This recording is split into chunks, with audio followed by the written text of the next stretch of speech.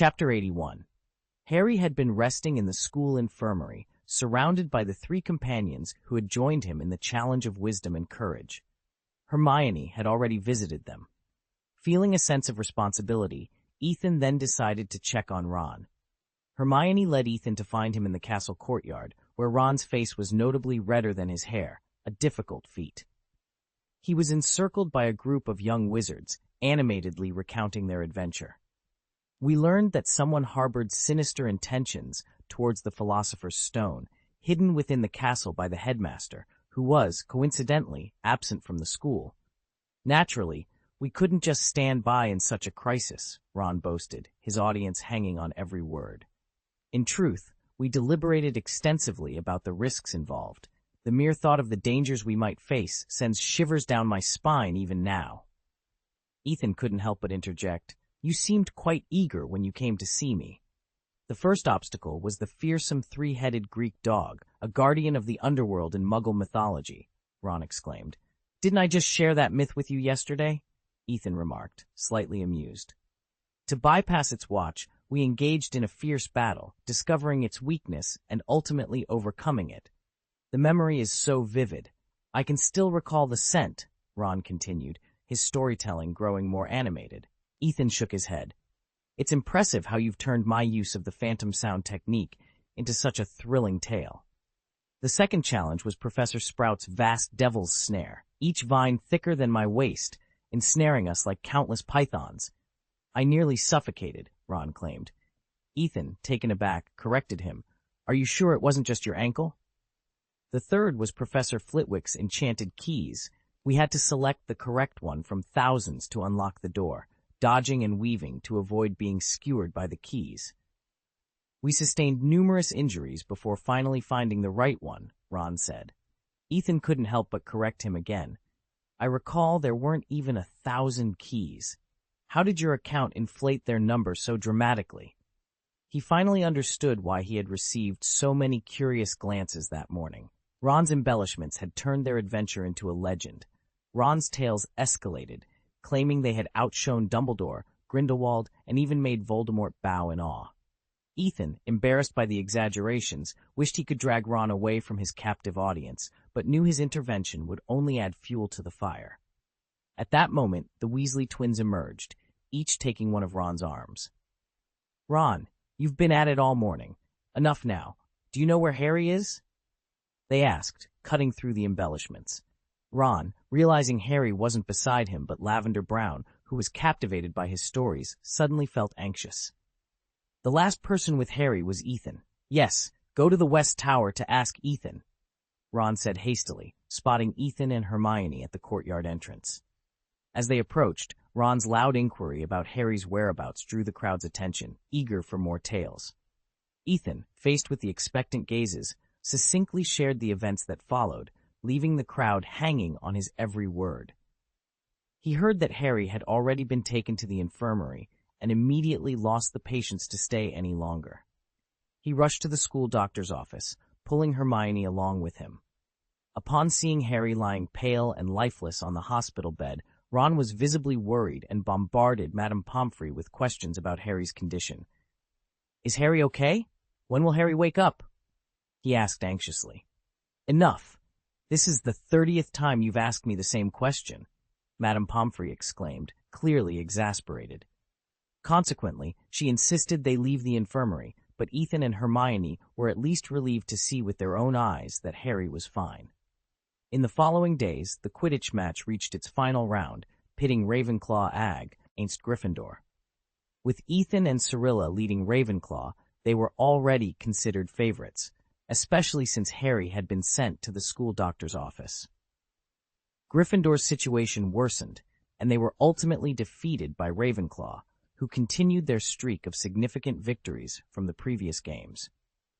On the evening of the last day of the semester, Ethan walked into the auditorium and was pleased to see it decorated in blue and bronze, the colors of Ravenclaw, to celebrate their victory in breaking Slytherin's long-standing monopoly and winning the House Cup. A huge banner featuring Ravenclaw's eagle was displayed prominently behind the guest of honor. Passing by the Slytherin table, Ethan noticed their glaring looks. Ravenclaw's victory had shattered Slytherin's dream of winning the House Cup for 7 consecutive years, and Ethan, having earned a significant number of points for Ravenclaw, both in class and in Quidditch, was seen as the main reason for their defeat. He knew they would have to get used to this new reality every semester. Ethan quickly found his usual seat at the long table, which was always reserved for him by his fellow Ravenclaws as a sign of respect. The banquet began shortly after, and Harry, having recovered, joined the celebration. When Professor Dumbledore announced the house points, Ravenclaw's table erupted into cheers, their lead nearly 400 points ahead of the second-place house, thanks to the additional points from the Quidditch Cup. "Good performance," Dumbledore commented. However, he then mentioned that recent events needed to be considered, quieting the excited crowd. Ethan watched with a smirk, curious to see if Dumbledore would indeed award more than 200 bonus points to those who had bravely and wisely faced challenges, potentially upsetting his plans to strengthen Gryffindor. Ethan found it unfair that Dumbledore would award extra points for actions that directly violated school rules, especially when the House Cup scores were at stake. Rewarding rule-breaking with points seemed unjust to those who followed the rules diligently. Dumbledore then proceeded to distribute final points, 50 to Hermione and Ron, 60 to Harry, and 10 to Neville for trying to stop Harry and the others from breaking the rules. He didn't forget to add 60 points for Ethan, looking at him with a smile as he did so. At that moment, Ethan had a realization. He understood why Old B was so cautious. It was likely because of him. Old B feared that showing too much favoritism might lead Ethan down a dark path, potentially turning him into a dark wizard. In essence, the next step was celebration. Ravenclaw had achieved a significant victory, and Gryffindor also celebrated a minor triumph, having surged from last to second place, overtaking their long-standing rival, Slytherin. The festive ceremony almost made the young wizards forget that their final exam results were still pending. Whether they were eagerly anticipating or feeling anxious about it, they would soon learn their final grades. Ethan ranked first in his year, achieving O, outstanding, grades in all subjects. Hermione, who secured the second position, approached Ethan in private to remind him of their previous agreement. She planned to use the vacation to improve her flying skills, which had prevented her from keeping pace with Ethan. She acknowledged that her own O, grades except in flying, were the result of her hard work, while Ethan's were because O was the highest possible score. Ethan's influence was evident in his friend's performance as well, particularly his 2 roommates, whose grades were at least E, exceeds expectations. Meanwhile, Harry, the boy who lived, along with Ron, impressed everyone with their results. Neither scored below an A, acceptable.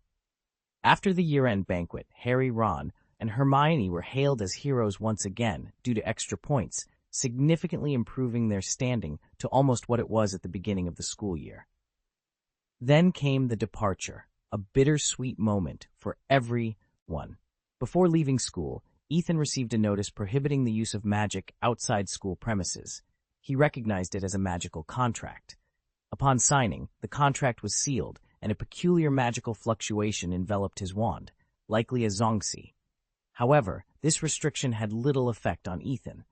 Even without using magic, he had his druid spells as an alternative. Speaking of druids, Ethan visited the Forbidden Forest again before leaving school. He helped Daisy unlock level 2 and level 3 druid abilities and spells, and spent a delightful night with Larry and her younger siblings. Then he departed Hogwarts with his friends, boarding the train home. As the train journeyed through the increasingly green and orderly countryside, passing Muggle towns, Muggle-born wizards exchanged their wizard robes for Muggle attire. Finally, in the evening, the train arrived at Platform 9 and 3/4 at King's Cross Station.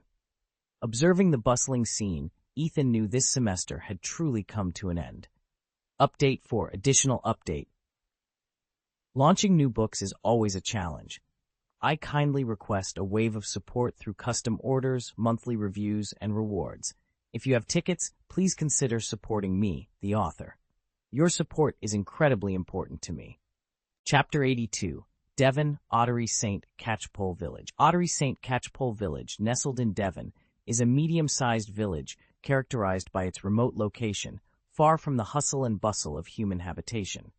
The villagers lead idyllic and simple lives, blissfully unaware of the wizards living among them, whom they unknowingly refer to as muggles. In the vicinity of this quaint village, several wizarding families have made their homes.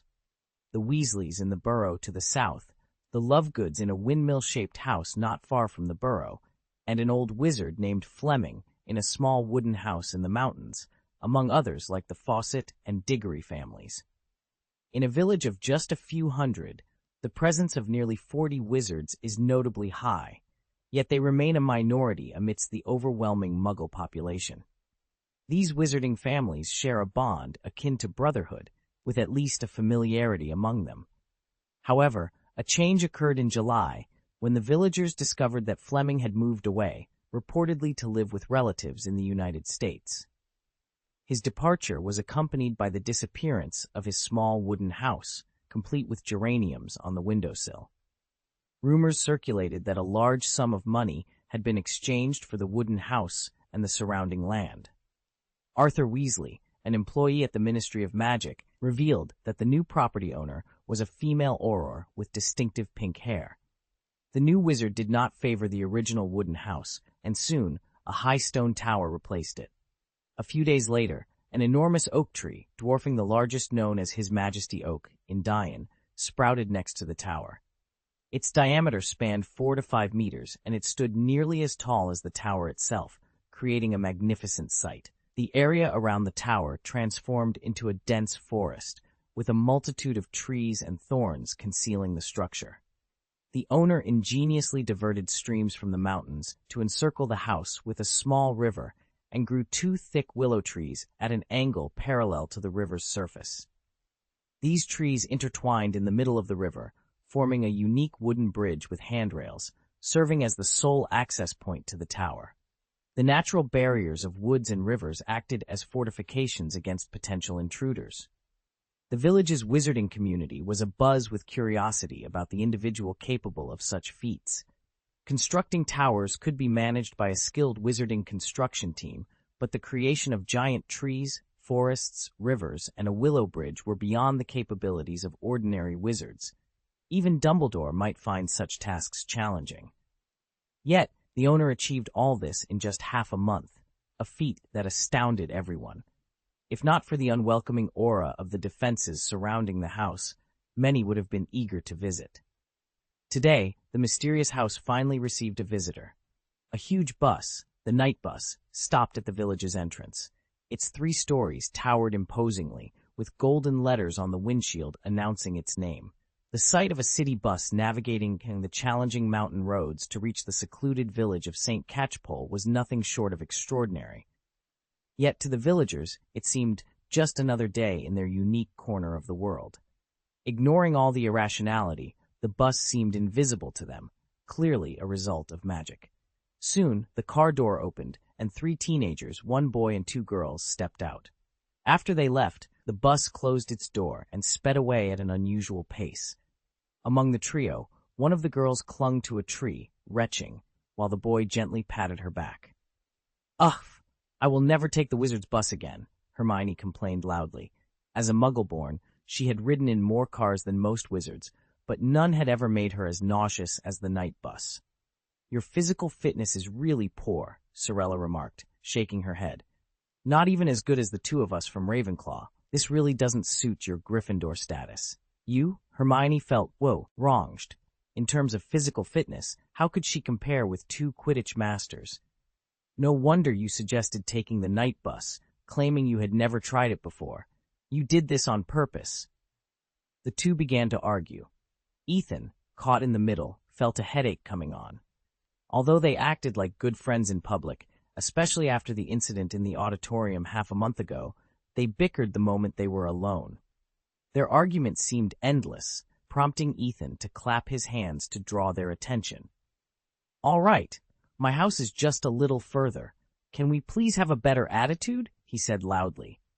Hermione and Sorella quickly ceased their bickering and looked at Ethan with a smile, resembling subordinates meeting their leader rather than girls vying for a boy's attention. Ethan nodded, satisfied with their reaction, and adopted a leadership tone. "Hello, classmates. I just want to say a few things," he began. "Firstly, the wooden bridge ahead is the only normal way to enter my home. Remember that. Secondly, my home is surrounded by many magical defenses. Anyone attempting to enter otherwise will encounter traps. So, don't be naughty. Haha. Thirdly, you must register your identity with me to enter. Otherwise, you'll get hopelessly lost in the woods." Before Ethan could continue, the two girls ignored him, crossed the willow bridge, and ran towards the woods, disappearing after a while. Ethan walked onto the wooden bridge calmly, as if taking a leisurely stroll, and slowly made his way towards the woods. There, he found the two girls in a predicament. Hermione's feet were caught in a branch, leaving her hanging upside down from a sycamore tree. Sorella's situation was even worse, entangled in vines so tightly she couldn't move. Upon seeing Ethan, they both pleaded for help as if he were their savior. "Ethan, please put me down," Hermione begged. "Untie these vines for me, Ethan," Sorella implored. "Put me down first, I'm getting dizzy," Hermione insisted. "You should have let me go first, Ethan. These vines are disgusting," Sorella argued. Even in their dire situation, they continued to quarrel. Ethan shook his head in disbelief and raised his voice. "Don't you realize your mistake now?" "Huh? What?" They were both puzzled. "I mentioned the consequences of straying into the woods in my explanation, but you didn't take it seriously. I thought you were just not listening because you had remembered it, but now—" "Sorry, Ethan. I'll try to remember next time. Please put me down." "Ethan, good Ethan, please untie me first. I promise I won't be careless anymore. Can you untie me first?" After everything was settled, Ethan untied the two mischievous children, both the older and the younger one. This time, they ceased their bickering and mischief. They became obedient, following Ethan quietly and attentively, much like house elves. With a series of instructions, he led them towards the tower. This tower, along with the surrounding land, belonged to him. After leaving school, Ethan swiftly created a piece of Sage's land using the method he remembered. He transformed stone into a substantial amount of gold, which he then exchanged for a large sum of galleons at Gringotts.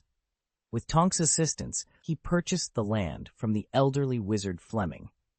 As the neighbors had speculated, in Ethan's new home, only the tower was constructed by a wizarding construction team. Everything else, whether it was planting giant trees, cultivating a forest overnight, digging rivers, or building wooden bridges, was accomplished through his magic. These feats might seem exaggerated to other wizards, but for a druid, they were challenging yet feasible. Ethan spent 2 full weeks busily employing druid spells such as plant growth, command plant, soft stone technique, stone shaping, wood plasticity, digging, trap, natural barriers, and vine fountain. He exerted himself to the point of exhaustion daily, but the results were significant. He established a defense system rooted in natural forces. In this forest, every animal and plant served as Ethan's helper and spy. Moreover, his druid level had increased by 2 levels during this intense period of work, reaching LV7, which matched his wizard level. Under Ethan's guidance, they eventually emerged from the woods into a clearing where his tower stood at the center. The clearing opened up to a wide yard teeming with both ordinary and magical plants: belladonna, white fresh grass, sapgrass, clover, fragrant mallow, shrunken fig, bubble pod, poisonous tentacle, mandrake, apple tree, Belisha tree. He had cultivated all the plants that were commonly found in the market and relatively easy to grow. Cultivating magical plants was indeed a laborious task, but as a druid, Ethan found it much more manageable than an ordinary wizard would. Yet, he was still not satisfied. Upon reaching LV9, he planned to select some plants and use the enlightenment technique to transform them into flower essence trance, allowing the plants to tend to themselves and freeing up his time. As soon as Hermione entered the yard, she was mesmerized by the array of plants. She moved from one to another, feeling as though the entire herbology curriculum from 1st to 7th grade was laid out before her eyes. Sorella's attention, however, was drawn to the massive oak tree that towered dozens of meters high. She noticed Ethan's eagle owl, Hermer, occupying a tree hole and observing them. At that moment, Ethan opened the door to the tower and beckoned. "Come on, girls. Welcome to my mage tower." Chapter 83, The Mage Tower. Ethan's vision for his tower was ambitious. A mage tower, the kind where arcane mages dwell. Unlike typical wizard residences, a mage tower serves multiple purposes. It's not only a home, but also a sanctuary, a research center, and a fortress. In such a tower, a mage would gather powerful arcane energy, constructing an elemental pool for various uses. The tower would house a laboratory filled with arcane equipment and rooms designed for specific magical practices, such as a bondage room, a blasting room, a sealing room, and a gravity room. It would also serve as a treasure trove for the mage's collections, a safe haven in times of danger, fortified by an array of defensive magics. Through arcane drawings, rays, magical currents, and other mystical forces, the mage could enhance his arcane abilities, extending his control over the elements, planes, and other realms. However, these were just ideal configurations. In reality, Ethan had only managed to give his tower the physical shape of his vision. The core elemental pool and the various functional rooms dependent on it were beyond his current capabilities. His level was still too low, and those advanced features would have to wait until he could improve his skills and power. Upon entering the Mage Tower, one would find it resembled a normal house. The ground floor housed the living room, kitchen, and dining area, complete with a large fireplace connected to the flow network. The second to fourth floors contained bedrooms, guest rooms, bathrooms, wardrobes, libraries, storage rooms, and other functional spaces. The fifth floor was Ethan's personal study and workshop, equipped with everything he needed for his work and studies. The sixth floor, the tower's current top, was designed as a star observatory. The basement, which had only one level, housed another workshop for Ethan's alchemy studies and potion brewing. It also contained a magic material storage room, a wine cellar, and an additional exit through a tree hole connected to the roots of a giant oak tree. The tower was fully furnished and elegantly decorated, a luxury Ethan could afford thanks to the Philosopher's Stone. His tour of the tower earned him much admiration. Cirilla was amazed that Ethan, an outsider like herself, had managed to build such a beautiful home. Despite being in this world for 4 or 5 years, she had no place of her own and survived by collecting medicinal materials and dealing with troublesome monsters. In contrast, Ethan had amassed a considerable fortune within just a year at Hogwarts, through means that were legal, yet mysterious to others.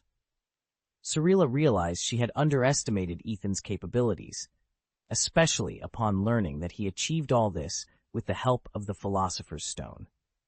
The ambitious goals of building a floating city and exploring other worlds suddenly seemed within reach.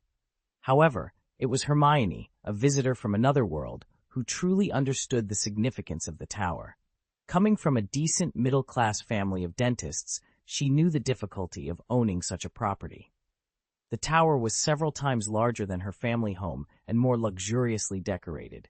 The only thing it lacked was electrical appliances, a minor drawback in the grand scheme of things. "I've decided, Ethan." After the tour, while sitting on the sofa in the living room, Cirilla announced loudly, "I don't want to stay in a hotel anymore. I'll live here." "Of course, Sheely, I would have invited you even if you hadn't mentioned it. Once you move here, there's no need to move out again," Ethan said gently.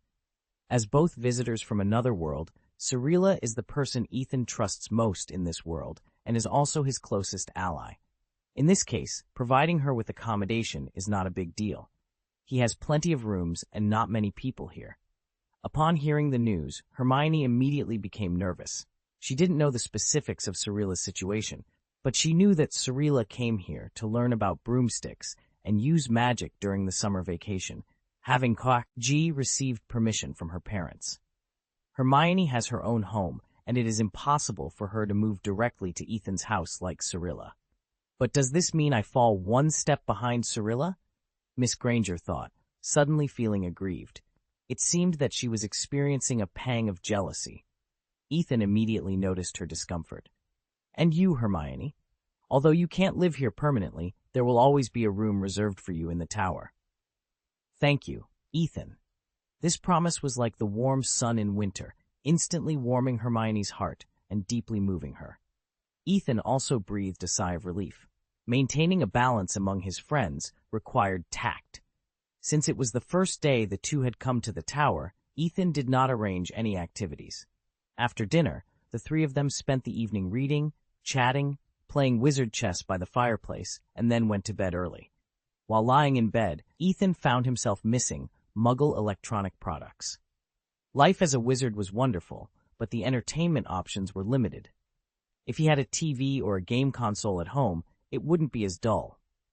This thought led him to consider visiting the Weasley family at the Burrow to inquire about Arthur Weasley's expertise in adapting Muggle items for magical use. Early the next morning, Ethan was awakened by his internal clock. The chirping of birds outside the window heralded the arrival of a new day. The giant oak tree's immense natural presence attracted many nearby birds and animals to settle in the woods around the tower. Despite the summer heat, the room remained cool, thanks to Ethan mastering the control temperature spell, a third-level magic that was part of his alchemy specialization. This specialization, gained alongside mastering the skills of making the Philosopher's Stone, elevated his alchemy to a new level, allowing him to enchant various low-level magics with ease. After getting ready for the day, Ethan headed to the kitchen on the first floor to prepare breakfast for the three of them. The family is missing a house elf, he thought. While the invisible servant spell was convenient for cleaning, its creations lacked the intelligence for creative tasks like cooking, relegating Ethan to avoid relying on them for meals. Ethan, who could cook in his previous life, found cooking with magic to be a different challenge. Therefore, he had consulted numerous books in the kitchen, such as Magic for Your Cheese, The Magic of Baking Bread, Magical Beasts in a Pot, and Make a Feast, among others. Not long after, Hermione, wearing pajamas and with disheveled hair, came down from the second floor, looking as if she had just woken up. Everything about living in the magical world felt novel to her. Upon reaching the first floor, she was immediately drawn to the activity in the kitchen and watched Ethan cook with magic, entranced. Seeing Ethan skillfully waving his wand and controlling the pots and pans filled her with admiration, reminding her of watching her mother cook in the kitchen back home. One day, while Hermione watched from the sidelines, feeling helpless, she realized she admired Ethan more and more. This boy, around her age, was not only intelligent, with excellent grades and the ability to create his own magic, but he could also cook. The thought struck her that she had never imagined leaving home, staying away from her parents, and living with a boy in a remote place. She pondered, is this considered living together? It seemed so, but unfortunately, Cyrilla was also there, an unwelcome presence. Of course, Hermione knew she was viewed similarly by Cyrilla. Caught in her thoughts, Hermione suddenly felt inadequate and volunteered. How about I cook tomorrow? Can you cook? Ethan asked, not turning around. It should count, Hermione replied, recalling her experiences. My mother and I have learned a few times, but we've never used magic to cook. It doesn't matter. Try it with your will, Ethan encouraged. He explained that the Ministry of Magic's detection of underage magic was quite crude, only able to pinpoint the general location of magic use, not the specific caster. This meant they could only monitor young wizards in Muggle families, not in wizarding communities like St. Catchpole Village, where magic was commonplace. This was one reason Hermione was invited here. Ethan then carefully divided the toast, bacon, and fried eggs into 3 portions, turned around and said, "Go and wash up quickly. I'll teach you how to use a broomstick this morning, and remember to call Siri from outside." Hermione nodded and asked, surprised, "Cyrilla is already up?" "She gets up much earlier than you," Ethan replied, which was unexpected for Hermione. She then saw Siri in the yard, skillfully wielding a steel sword, her movements as fierce as a tiger's. Hermione thought to herself, "Did I actually see such a formidable woman as a rival? She could easily overpower me." Thus began the unconventional living arrangement of 1 man and 2 women, each navigating their unique circumstances and learning from one another. Chapter 84. Ethan had to admit that living with 2 others was far more interesting than being alone. After breakfast, Ethan and Hermione, each with a Nimbus 2001 in hand, headed to Stoat Mountain outside the village for broomstick practice. Ethan had envisioned this as a fulfilling and enchanting exercise. For a novice like Hermione, someone needed to teach her the basics of broomstick handling from the ground up. Ethan had even planned to ensure her safety by sharing a broomstick with her, positioning himself behind her during flight. This would allow him to take control if necessary. Naturally, this would involve physical contact, such as holding hands or wrapping an arm around her waist, but Ethan considered these mere incidental contacts during the exercise. However, the presence of Cyrilla disrupted his plans from the start. When Cyrilla learned about the broomstick riding, she eagerly volunteered to be a sparring partner. With Cyrilla's keen observation, the lesson's effectiveness was significantly reduced. Ethan found himself restrained, and even Hermione became timid, retracting her hand at the slightest touch, let alone enjoying the process. Despite the loss of the lesson's intended charm, the instructional aspect remained highly effective. With Cyrilla's sarcastic comments spurring her on, Hermione trained with a determination fueled by a desire not to show weakness. On her first day, she managed to fly steadily and slowly on a broomstick. Given her progress, Ethan was confident that Hermione would be able to fly confidently within a week. In addition to broomstick training, Hermione and Cyrilla were given daily homework focused on practical magic. With the uncertainty of Ginny opening the Chamber of Secrets and the inevitable rise of Voldemort due to Harry Potter's enrollment, Ethan knew the wizarding world was heading towards chaos. For self-defense and future challenges, mastering practical spells was essential. To facilitate this, Ethan magically expanded a large section of the basement into a training ground for spellcasting. That afternoon, Ethan introduced Hermione and Cyrilla to their respective magic training sessions. Given their different skill levels, their training was tailored accordingly. Cyrilla, with her Witcher training and experience from mimicking Witcher missions with her adoptive father, was already proficient in combat.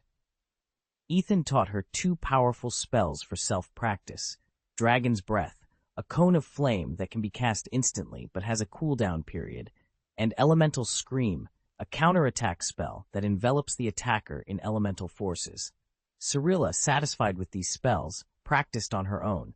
Hermione, on the other hand, received personal instruction from Ethan. He explained that wizard battles fall into two categories: prepared and unprepared. In prepared battles, one gathers information about the enemy in advance, including their identity, location, fighting methods, and special spells. This allows for the preparation of defenses, potions, and combat strategies tailored to the opponent. The goal is to ambush the enemy, casting powerful spells in a surprise attack. Prepared battles are meticulously planned, emphasizing strategy and foresight. Wizards' favorite battles are those where they can utilize their vast knowledge of spells and rich methods. With proper preparation, they can handle almost any enemy. For instance, when facing a fire dragon, one must prepare fireproof potions, flying vehicles, restraint devices, and spells to counteract eye diseases. To confront a basilisk, it's essential to have early warning devices, induction tools, antidote potions, depetrification potions, and live roosters at the ready. Prepared combat relies on the wizard's knowledge, resources, and the breadth of their spell mastery. However, most encounters are unprepared battles, including sneak attacks, chance encounters, impromptu duels, and unexpected run-ins with magical creatures. In these situations, no amount of magical knowledge is sufficient, as victory hangs by a thread. The effectiveness of one's response depends on the speed of casting the spell. Cyrilla exemplified excellence in unprepared combat, emphasizing three critical aspects: speed, accuracy, and ruthlessness. The victor is the one who can strike their opponent the fastest, most accurately, and with the greatest force. The concept of ruthlessness is tied to one's mastery of spells and magical power, which won't be elaborated on here. The focus of today's practice is on speed and accuracy. Speed comes from proficiency in casting spells. Therefore, instead of introducing a new spell, the practice will center on the disarming charm, one of the simplest and fastest battle spells. Mastering the quick, accurate, and forceful use of the disarming charm can neutralize 80% of dark wizards. Ethan stood before Hermione, who listened intently, taking notes with a magically copying pen. Ethan didn't expect to train Hermione to become a warrior like Cyrilla, who could wield a sword and cast spells simultaneously, a feat perhaps only Godric Gryffindor from Harry Potter could achieve. Instead, Hermione seemed more suited for prepared battles. This training aimed to enhance her survival skills. "Your next goal is to accurately hit the red dots on these targets," Ethan said, waving his wand. Several scarecrows stood up more than 20 meters away, then collapsed again. Red dots were painted on their wrists, chests, and foreheads, marking the optimal targets. "Let's begin," Hermione said, focusing intently. Suddenly, the scarecrow on the far left rose. Hermione quickly waved her wand, releasing a red light that missed, striking the wall instead. The scarecrow fell before she could attempt another shot. Ethan shook his head. A powerful spell was useless if it missed its target. Hermione's speed was adequate, but her accuracy needed improvement. There are no shortcuts in battle, only continuous training. After an hour of intense practice, Hermione was exhausted, her magical power depleted. Ethan helped her to a sofa and handed her a cup of blue magic potion before moving on to check on Zelie. He found Zelie practicing dodges and using the dragon breath technique. "How did it go with the little one?" Zelie asked, wiping sweat from her brow. Ethan nodded. "Let's see how your practice is going and if you've encountered any problems." Zelie tilted her head. "I've got the dragon breath technique down perfectly. I can use it flawlessly every time, but the elemental scream spell is a bit tricky. This counterattack spell is—" "It's hard for me to practice," she said, looking at Ethan expectantly. "Is there anything I can do to help?" Ethan caught the elegant undertones in the string music. "Certainly." Ciri's face lit up with joy as she handed Ethan a practice sword, her readiness evident from the first glance. "Since you've offered, how about we practice swordplay together?" Ethan had never practiced with weapons before. Competing against her, a seasoned practitioner, seemed like a sure way to invite trouble. However, given Shirley's request, and considering his pride as a man, it wouldn't be right to refuse. "Fine," Ethan said, accepting the blunt-edged practice sword. He waved it casually, getting a feel for its weight and balance. "Since you've asked so earnestly, I'll join you for a couple of rounds." Chapter 85. The clang of steel echoed through the training ground in the basement of the tower. Hermione, drained of her magical power, sat on a sofa at the edge of the field, her eyes wide with amazement as she watched the two figures at the center. Ethan and Ciri, wielding steel swords, engaged in a relentless exchange of attacks. Their movements, stabbing, slashing, parrying, blocking, and dodging, were a blur, making it hard for Hermione to keep up. The dance of their blades was not just a display of skill, but a ballet on the edge of danger, with each move differing from the last and peril lurking at every turn. Hermione realized she had never witnessed a melee as thrilling and perilous as this. Even seasoned fencers couldn't hope to replicate the spectacle before her. Despite the frenetic pace, Ethan and Ciri remained vigilant, aware that each successful strike came with a cost. The practice swords, though blunt, inflicted considerable pain upon a hit, as Hermione saw when Ethan landed a blow on Ciri, causing a burst of fire to envelop him. With another loud clash, the two combatants separated, and Ciri, with a burst of laughter, declared, "No more fighting. That's enough for today." She discarded her sword and collapsed onto the ground. Ethan, sharing her sentiment, threw aside his own weapon and joined her, both of them covered in soot from the elemental magic they had triggered. "No more, but I was just starting to enjoy myself," Ethan remarked, sitting beside her. Ciri, exasperated, responded, "Not everyone is as abnormal as you. I thought I'd finally get to teach you something, considering it was your first time with a sword. But in just a few exchanges, you've matched me. It's frustrating." Ethan chuckled. "I can't help it. I'm a quick learner." But his aptitude wasn't limited to learning quickly. During his swordsmanship training with Ciri, Ethan had acquired new skills. Long sword specialization, gained through practical combat, enhancing his proficiency with long swords. Spell combat, the ability to cast spells and wield a weapon simultaneously, requiring one hand to be free. Spell strike, allows a spell with a touch range to be delivered through a melee attack. Casting spells while wearing armor, enables casting without the encumbrance of armor affecting the spell. These abilities, while not heralding a new profession, were foundational to a magic warrior, enabling one to wear heavy armor, wield a sword, and cast spells all at once. Spells like electric claws or burning hands could now be combined with melee attacks for dual damage. Ciri, it seemed, was Ethan's lucky charm, having helped him unlock these skills perfectly suited for combat. After a brief rest, Ethan, eager to test his new abilities, picked up his sword and beckoned Ciri. Come on, Siri, let's see how these new tricks fare. Holding a sword in one hand, Ethan recited a spell. The next moment, the blade was enveloped in a mist of ice, and the air around it turned bitterly cold. This spectacle made Siri's eyes sparkle with excitement.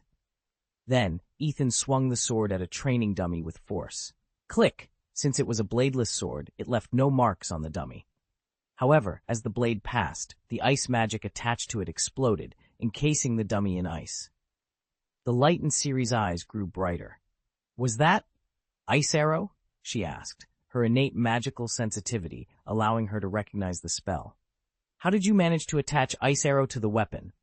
Ethan replied with pride. This is the skill I wanted to show you. It's called Spell Strike.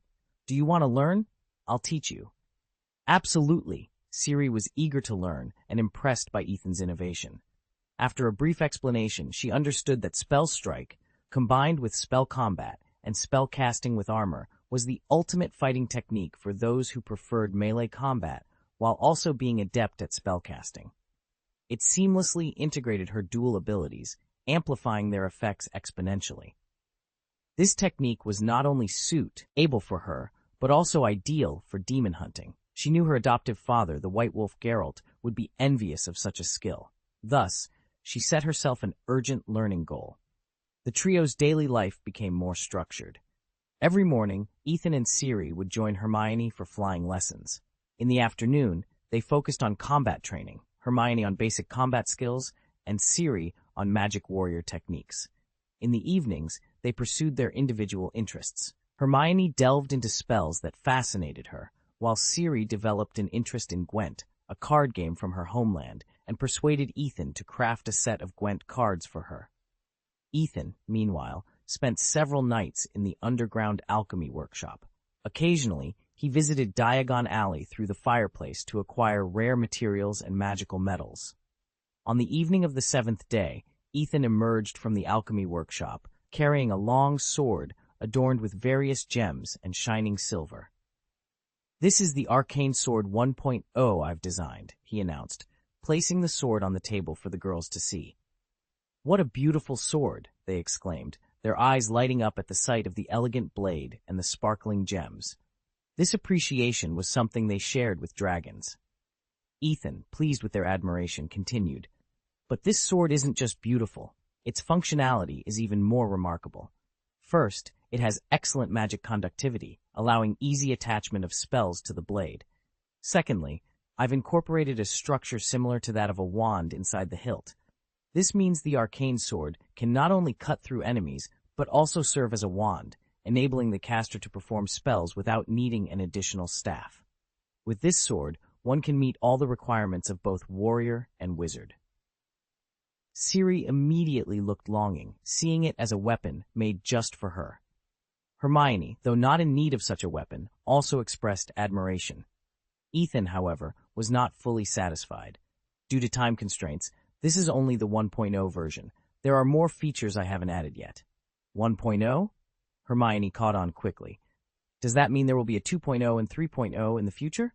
Exactly, Ethan exclaimed, excited about the future possibilities. In the future, I plan to add a transformation function to the arcane sword, allowing it to remain in the form of a wand during normal times, but transform back into a sword when needed for combat. Additionally, it will have the capabilities to break and store demons, Ethan explained passionately, each feature he described more captivating than the last. Eventually, Shirley couldn't contain her curiosity and interrupted Ethan's visionary plans. "Well, Ethan, I have something to ask you." She appeared somewhat embarrassed, but her eagerness to learn more about the arcane sword overcame her hesitation. How much would it cost to create such a sword? If we're only talking about the material costs, it's not too much, perhaps around 5,000 galleons, Ethan replied nonchalantly, seemingly unaffected by the substantial figure. It was clear that his experiences with the Philosopher's Stone had skewed his perception of money. This amount also stunned Siri. She spent less than 500 galleons a year. She wondered how many jobs she would need to take on to accumulate 5,000 galleons. Fortunately, Ethan quickly shifted the conversation. However, this estimate includes the costs of initial research and development, as well as losses from any failures. If we were to mass-produce the sword, a fair price would range between 1,000 and 2,000 galleons. Even with the adjusted figures, the cost remained daunting. As Ciri pondered ways to save up the necessary funds, Ethan timely extended an offer. "If Ciri is interested in acquiring an arcane sword, I have a proposal," he said. "I happen to have a rather dangerous task coming up and could use some assistance. If you're willing to help me with this, I'll craft an arcane sword for you upon completion. What do you think?" With Ethan's resources and D skills, he could easily afford to gift her the sword. However, he chose not to, considering that their relationship hadn't progressed to such a level of familiarity. Moreover, Ethan, known as the Little Lion of Sintra, had his pride to consider. "I would have agreed to help even without the promise of a reward," Ciri stated resolutely. "What exactly does the task involve?" Then, Ethan outlined the perilous mission. Hunt a Chimera. Chapter 86. The Hunt for the Chimera. The Chimera, a fearsome and bloodthirsty magical creature native to Greece, boasts a lion's head, a goat's body, and the tail of a fire-breathing dragon. Due to its perilous nature, the Ministry of Magic categorizes it as a XXXX level dangerous creature, and trading its eggs is strictly forbidden. Upon learning of Ethan's intention to hunt this formidable beast, Hermione expressed her concern. "I can't believe you're considering such a dangerous endeavor." "That's a chimera. It's classified by the Ministry of Magic as a XXXX level dangerous creature," Ethan responded. The Ministry's danger scale assesses a creature's aggressiveness, not its actual threat level. The Acromantula and the Fire Dragon are also rated XXXXX, but I've encountered them in the Forbidden Forest. With the correct magic, even a novice wizard can defeat them. It's much safer than facing a fire dragon. Hermione, visibly upset, retorted, "That's sophistry. Those weren't Norbert, the three-headed dog, or Fang. We're talking about an extremely dangerous magical creature." She quickly fetched a book from the shelf, opened it to a page featuring the chimera, and pointed at the illustration with a look of fear. In the entire history of wizardry, there's only one recorded instance of a chimera being killed, and the wizard who accomplished it died from exhaustion after falling off his Pegasus. Holding the book close to Ethan's face, Hermione continued, "Chimeras are known for their strong resistance to magic. Ordinary spells are ineffective against them. How do you plan to combat such a creature?" Ethan, trying a different approach, acknowledged, "You're right, Hermione. Chimeras are indeed terrifying, but should we allow ourselves to be defenseless prey?" Zelie chimed in, "Don't worry, I'll protect him." "I'm not a little girl," Hermione snapped, momentarily distracted by a comparison between herself and Zelie. Ethan then presented his arcane sword, explaining, "This is why Ciri has been perfecting the spell strike technique and why I crafted this arcane sword. It's part of our strategy." Hermione, now somewhat convinced, listened as Ethan decided to reveal more. "Remember how I seemed different after the Christmas vacation? I didn't tell you then because I was worried you'd think I was boasting, but it's time to show you why you shouldn't worry." He then recounted the story of dismantling a poacher organization with Tonks. "So, you defeated a group of dark wizards half a year ago?" Hermione realized, understanding Ethan's change. "No wonder Tonks assisted you with the house purchase. You had such an adventure." Zelie, intrigued, added, "It seems there's never a dull moment with you." Realizing Ethan's capabilities, Hermione no longer objected to the hunt. "But why pursue such a dangerous creature?"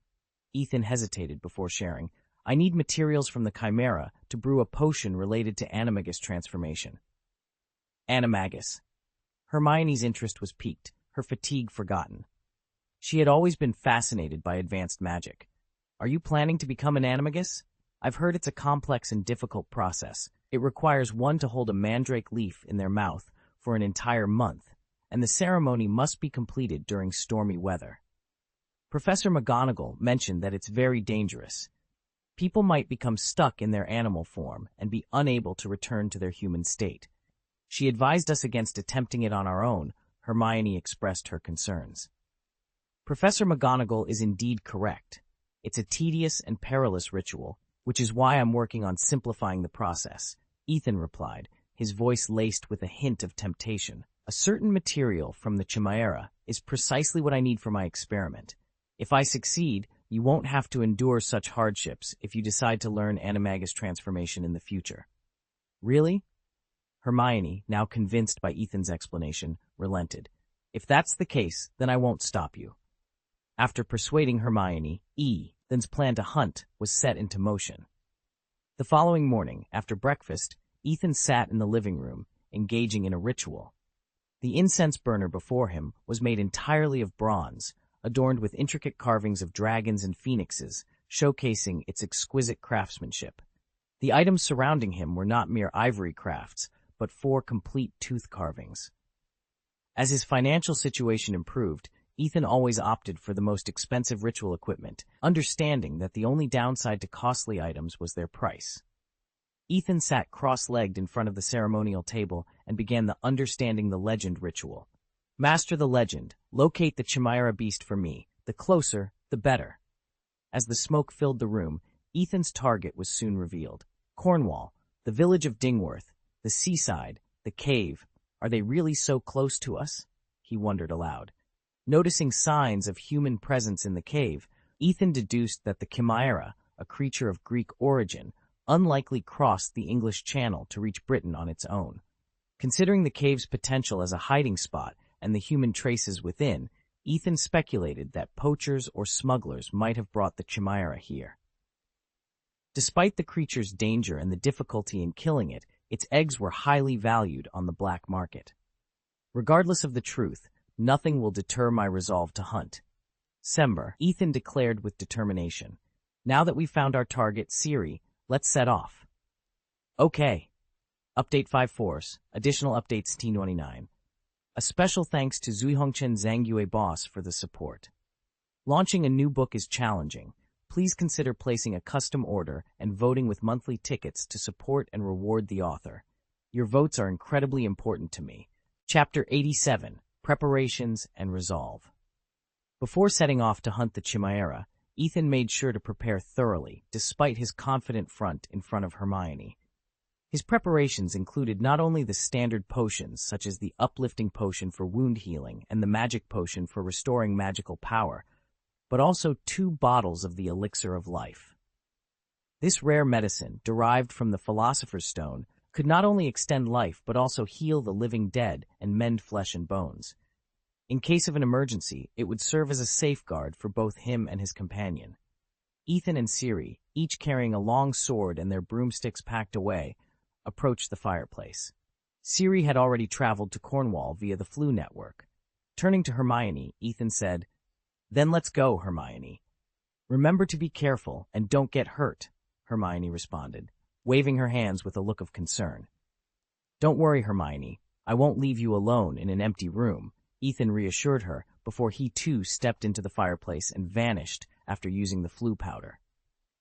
Left alone in the living room, Hermione stared in the direction Ethan had disappeared. For the first time, she felt a deep dissatisfaction with her own helplessness. She recalled the previous year when she could only watch Ethan fight a troll in the women's restroom on Halloween, and another time in the restricted area, she had to retreat with Ron while Ethan confronted Voldemort. Now, she could only stay behind in the tower as Ethan went to hunt the Chimera. Unlike before, Ethan wasn't alone this time. He had Siri, a formidable ally, but Hermione couldn't help feeling sidelined. Hermione resolved to no longer be content with staying under Ethan's protective wing. She had known Ethan for less than a year, yet she had witnessed him achieve remarkable feats. She realized that if she wanted to stand by his side, not just as a friend, but as someone capable of facing challenges together, she needed to push herself harder, both academically and in combat. Unaware of Hermione's determination, Ethan and Siri arrived in Cornwall and took to their brooms, flying towards Dingworth village. The thrill of speeding through the air on their Nimbus 2001 brooms was exhilarating. In less than 2 hours, they reached the village and caught sight of the coastline, with its deep green waters, white sands, and magical serpentine rocks glistening in the sunlight. To avoid drawing attention, they landed a few hundred meters away from the beach and proceeded on foot. As they walked along the rocky path towards the coast, hidden behind the cliffs, they admired the scenic beauty, including a 14th-century church perched atop the cliff. Siri inquired about their distance from the cave, to which Ethan estimated it to be 200 to 300 meters along the coast. However, their journey took an unexpected turn when screams erupted from the tourists on the beach ahead. The once peaceful scene of sunbathing and wave enjoyment descended into chaos as people ran around in panic. "What happened?" Siri asked, drawing her steel sword with vigilance. "Let's go and have a look," Ethan suggested, after ensuring their protective spells were in place, and drew his arcane sword, ready to face whatever lay ahead. To conceal their identities, Ethan and his companion wrapped their faces with scarves and headed towards the commotion. As they approached, Ethan noticed a peculiar sight above the crowd, a pink bird with wide eyes, fluttering and singing. Amidst the chaos, several individuals were hoisting a dwarf in a red hat who brandished a wooden stick, striking those nearby with frenzied laughter. "That's the evil bird and the red hat! They're behind this!" Ethan quickly identified the culprits and devised a plan. "Shirley, I'll handle the crowd. You take care of silencing that bird." "Understood," Shirley replied. The bird, native to Africa, boasted vibrant feathers in shades of orange, pink, lime green, or yellow. Known for its high-pitched chirp, the sound could drive listeners to madness. Ethan knew they had to act swiftly to prevent the Muggles from suffering permanent insanity. Ethan formulated a quick strategy. "Mind Blast," he announced, stepping forward. His mental force surged, overwhelming the affected individuals who immediately collapsed, their eyes rolling back as they fell in unison. This was Ethan's approach: counter violence with a more controlled force to incapacitate the crowd and stop the bird's influence. Concerned that this might not be enough, Ethan cast another spell towards the beach. Hypnotic Pattern. A complex, mesmerizing pattern emerged on the sand, enveloping everyone in its vicinity. The red hats, momentarily stunned by Ethan's psychic blast, rose only to be captivated by the hypnotic design, subsequently falling asleep amidst the grass. Meanwhile, Shirley successfully subdued the evil bird, encasing it in ice with an ice arrow. She presented the immobilized creature to Ethan. "Here's the culprit." Ethan accepted the bird, applying a silence curse to ensure it remained quiet, then gently thawed it. He connected with the bird's mind, utilizing his ability to communicate with animals. "Where is your master?" he inquired. The presence of these magical beings in an unnatural habitat suggested a mastermind behind the chaos. The bird, though not highly intelligent, provided a clue. Following the bird's direction, Ethan spotted a towering reef. "Thank you," he said, patting the bird's feathers. "You can wait here. I'll deal with your master and return for you." With that, Ethan and Shirley advanced towards the reef, guided by Ethan's mental perception. Behind it, they sensed the presence of someone, likely the orchestrator of the day's turmoil. Chapter 88. As Ethan and Shirley approached the rock, the figure behind it remained still, seemingly unaware of their presence. It wasn't until they were close that Ethan realized the person was using an invisibility cloak, thinking it made him undetectable. However, Ethan's spiritual power had penetrated the cloak's illusion, revealing the figure hidden beneath, though he hadn't noticed the cloak itself. "Stop hiding!" Shirley, unable to restrain herself any longer, called out first. "We know you're there. Tell us, wizard, why did you attack the Muggles on the beach?" Caught, the wizard threw off his invisibility cloak, revealing himself as a middle-aged man adorned with a scarf. Ignoring Shirley's question, he hurled insults at them, convinced they were aurors drawn out by his attack on the Muggles. "If it weren't for those traitors, how else could you have found my hiding spot?" he exclaimed. Admitting defeat, he declared himself Salamander, a smuggler of runes and chimeras between the great Yin Empire and Italy. Despite his capture, he defiantly claimed they would never seize his contraband. As Salamander ranted, Ethan pieced together the situation. Their arrival on brooms had led him to mistakenly identify them as aurors, prompting his diversionary attack on the Muggles. Suddenly, Salamander opened a bag, releasing a monstrous chimera. Standing 2 meters tall, it had the head of a lion, the body of a goat, and the tail of a fire dragon. Upon seeing Ethan and Shirley, the chimera, enraged by its imprisonment, launched an attack, spewing poisonous flames from its lion's mouth. Such flames could severely injure or kill an ordinary wizard, but Ethan stood his ground, seemingly defenseless in the eyes of Salamander and the chimera. Just as they expected Ethan to be consumed by the flames, a silver light sliced through the fire, striking the chimera and freezing half of its face in the wound, preventing its rapid healing. Ethan emerged from the smoke unharmed, his robes untouched by soot or flame. He had anticipated the chimera's fiery breath and prepared accordingly with a combination of spells: Fire Halo, Resist Energy Damage, Fire, and Elemental Shield, Fire. This preparation showcased the power of a wizard who understands and targets their opponent's weaknesses. With its face injured and frozen, the chimera attempted to melt the ice to heal itself. But Ethan, undeterred, prepared to counter its next move. Seizing the opportunity, Ethan's magic was primed. The seaside was the ideal setting to unleash his spell. Black tentacles. Abruptly, a fierce sound erupted beside the reef, and dozens of black tentacles, each 7 or 8 meters in length and as thick as a person's thigh, burst forth from the sea.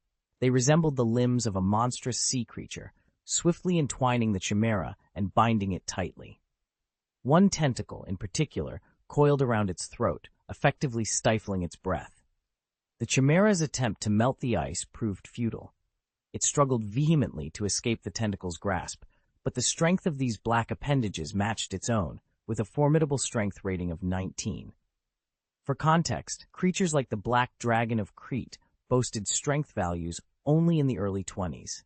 Moreover, since the black tentacles were conjured directly from seawater, their duration was significantly extended, leaving the chimera incapacitated for the time being. Unable to break free, Ethan seized his moment. He brandished his arcane sword, imbuing it with Ice Arrow, and then, exploiting the gaps between the tentacles, he pierced the chimera's flesh with a series of precise stabs. The chimera, known for its formidable regenerative abilities and resistance to magic, often presented a challenge to ordinary wizards. Typically, conventional magic failed to breach its defenses, and the damage inflicted by more potent spells couldn't outpace its healing capabilities. This often resulted in a protracted battle of attrition, even for the most powerful adversaries. However, Ethan's strategy circumvented the chimera's strengths entirely. He refrained from using direct attack spells, opting instead for a combination of Black Tentacles and Ice Arrow, spells that inflicted physical and elemental damage, thereby bypassing the chimera's magical defenses. Leveraging the coastal battlefield's unique features, Ethan used Black Tentacles to immobilize the chimera for an extended period, subsequently employing his arcane sword, enchanted with Ice Arrow, to inflict a series of debilitating wounds. No matter how potent the chimera's regenerative abilities were, it couldn't withstand such relentless assault. The smuggler, self-styled as Salamander, was petrified by the sight. He had never witnessed a wizard single-handedly subdue a chimera in such a manner. Recognizing Ethan's formidable prowess, he knew he stood no chance.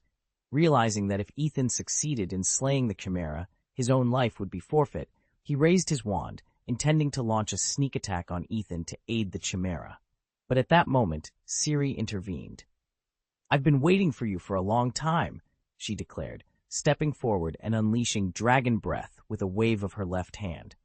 A torrent of flames surged towards the salamander, threatening to turn him into his namesake. The smuggler, aware that he was no true salamander, hastily cast an iron armor curse, which barely shielded him from the inferno. Undeterred, Ciri advanced, sword in hand, ready to strike down the smuggler. "Damn, little girl, eat this trick from me," the smuggler cursed, opening another package. Dozens of Cornish pixies emerged, swarming towards Ciri's face. Yet Ciri made no move to fend them off. It was as if the pixies were inconsequential, and her sword never wavered from its target. Her confidence was not misplaced. The pixies, intent on tearing at her beautiful gray hair, seemed to collide with an invisible barrier. After hitting the unseen ice wall, not only could they not reach Ciri, but several were also nearly frozen, their wings iced over, causing them to plummet from the air. But the true terror was yet to unfold. As the pixies persisted in their harassment, occasionally one would be consumed by a sudden blaze, though the source of the fire remained elusive. It was the effect. The elf had no connection to Sheely, and the smuggler, now a prisoner, had been wounded multiple times by Ciri's relentless sword attacks. It wasn't that he didn't want to retaliate with magic spells, but every time he attempted to cast one, Ciri's swift left hand would strike him with Alder's seal, throwing off his balance and rendering him unable to cast spells. Eventually, he reached his limit. Realizing he couldn't overcome the two aurors with his strength alone, he decided to flee. After using the iron armor curse to deflect another attack, the smuggler created some distance between himself and his adversaries. Now that there are no other magical creatures within me, I can disapparate directly, he thought. As he began to contort his body, a black mist swirled around him, signaling the onset of apparition. Phantom shift, he started. Dimensional anchor. In the midst of apparating, a powerful force suddenly enveloped the surrounding space, sealing it off. The attempt to disapparate was like hitting a solid concrete wall, forcefully knocking the smuggler back. Caught off guard, he tumbled to the ground. Ciri seized the moment, stepping forward to sever his right hand with her sword, and claimed his wand. Turning around, Ciri faced the person who had just cast Dimensional Anchor. Ethan stood there, holding his arcane sword, and calmly approached her. "What about the Chimera?" she inquired. Ethan didn't verbally respond but gestured behind him. There lay a massive monster corpse on the beach, utterly still. Ciri observed that the monster's body was riddled with sword wounds. At a glance, there were more than 30 injuries, each encircled by condensed frost. This formidable creature, known for its rarity in being slain, had indeed fallen at Ethan's hands.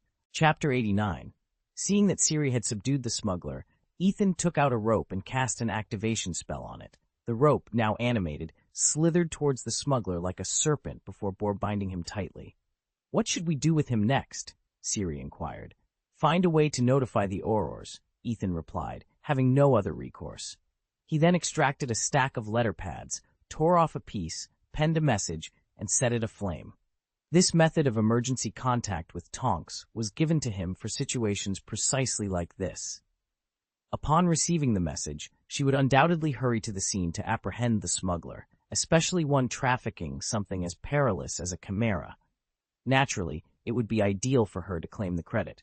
At that moment, a pink bird appeared in the sky.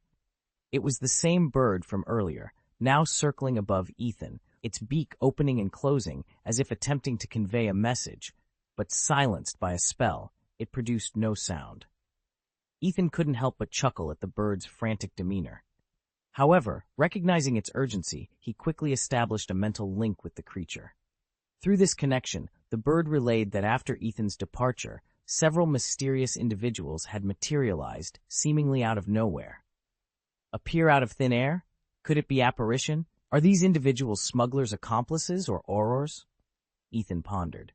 Armed with this new information, he instructed Ciri to guard the captured smuggler and the Chimera's corpse while he hastened towards the location of the hypnosis pattern. The bird, now a companion, perched confidently on Ethan's shoulder as they journeyed together. Despite hitchhiking openly, Ethan found no one near the hypnotic pattern. However, he discovered 3 individuals, adorned in the same attire as Tonks, sleeping soundly within its confines.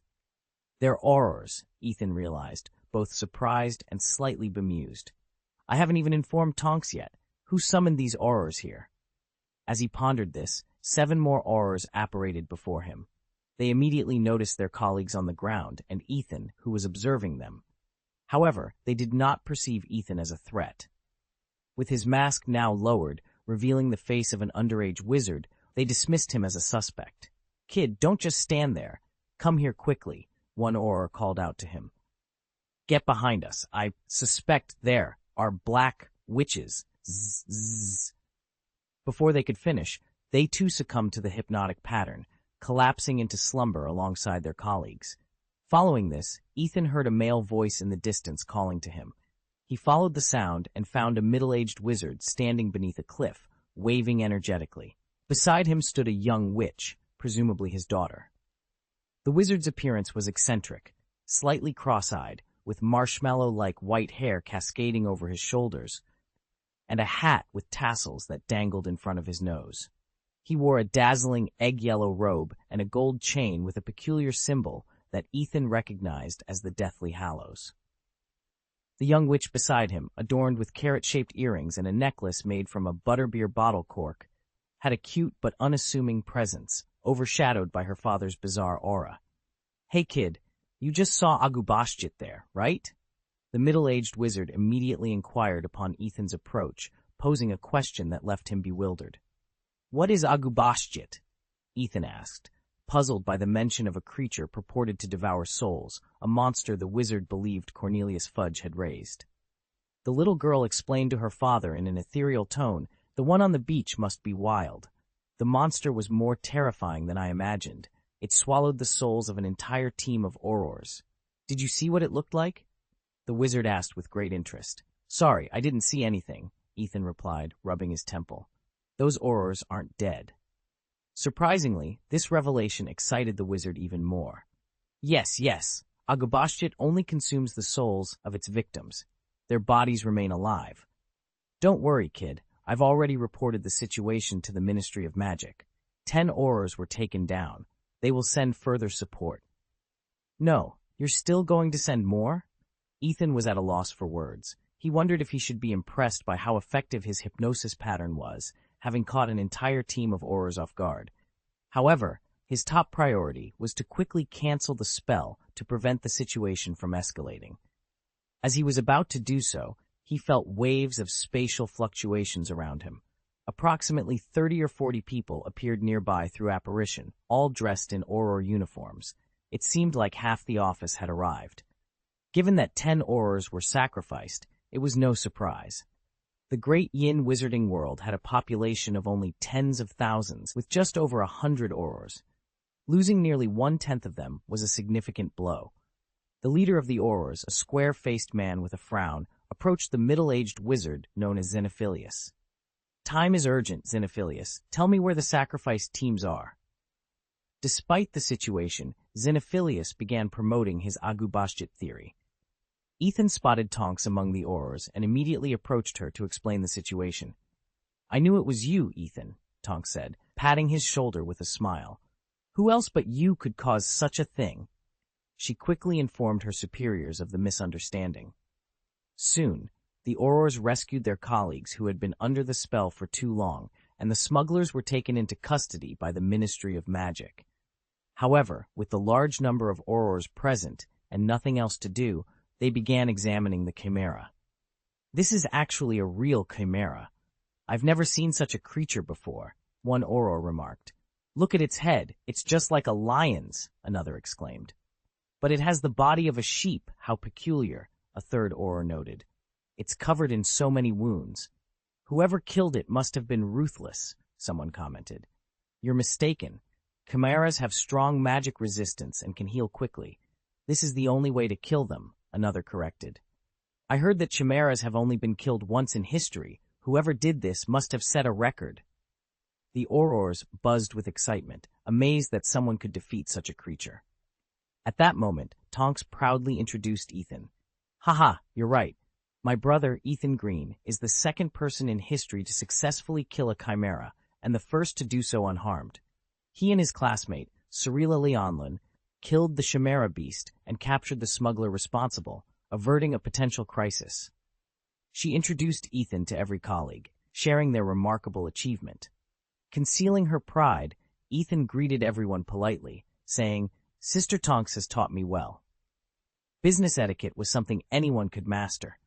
But with Tonks's introduction and his own remarkable achievements, Ethan was immediately accepted as one of their own by the aurors.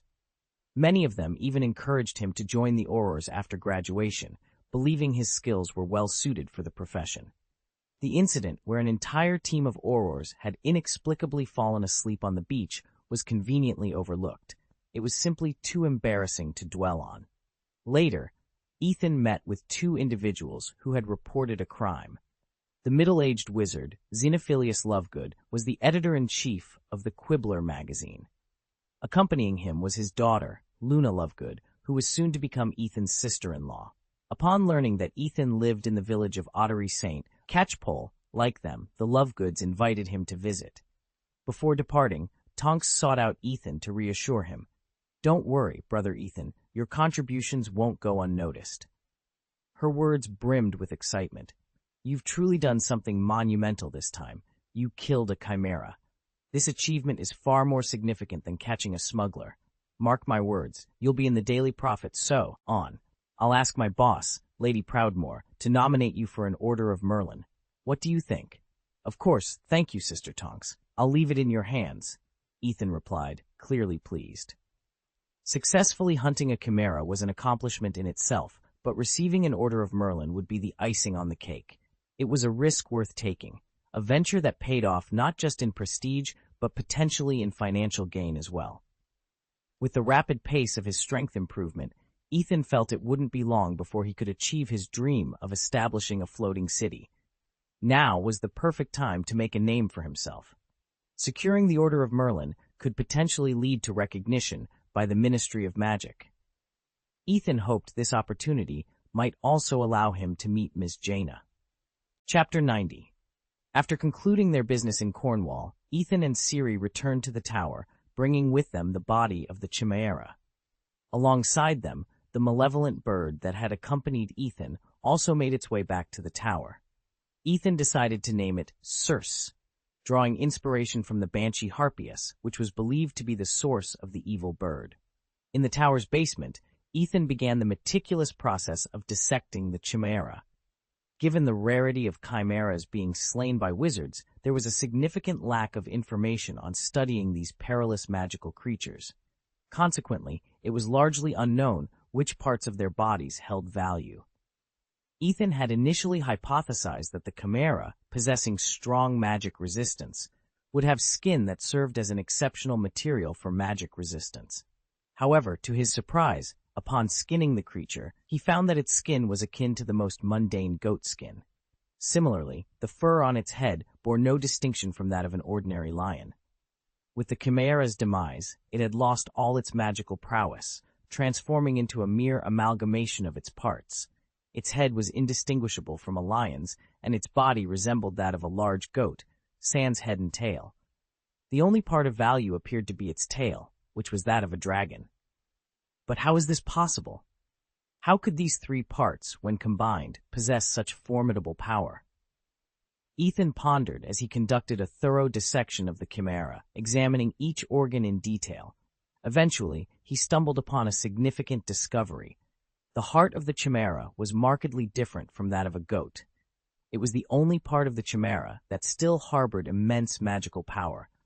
The heart was the cornerstone of the chimera's power. Ethan deduced the workings behind the chimera.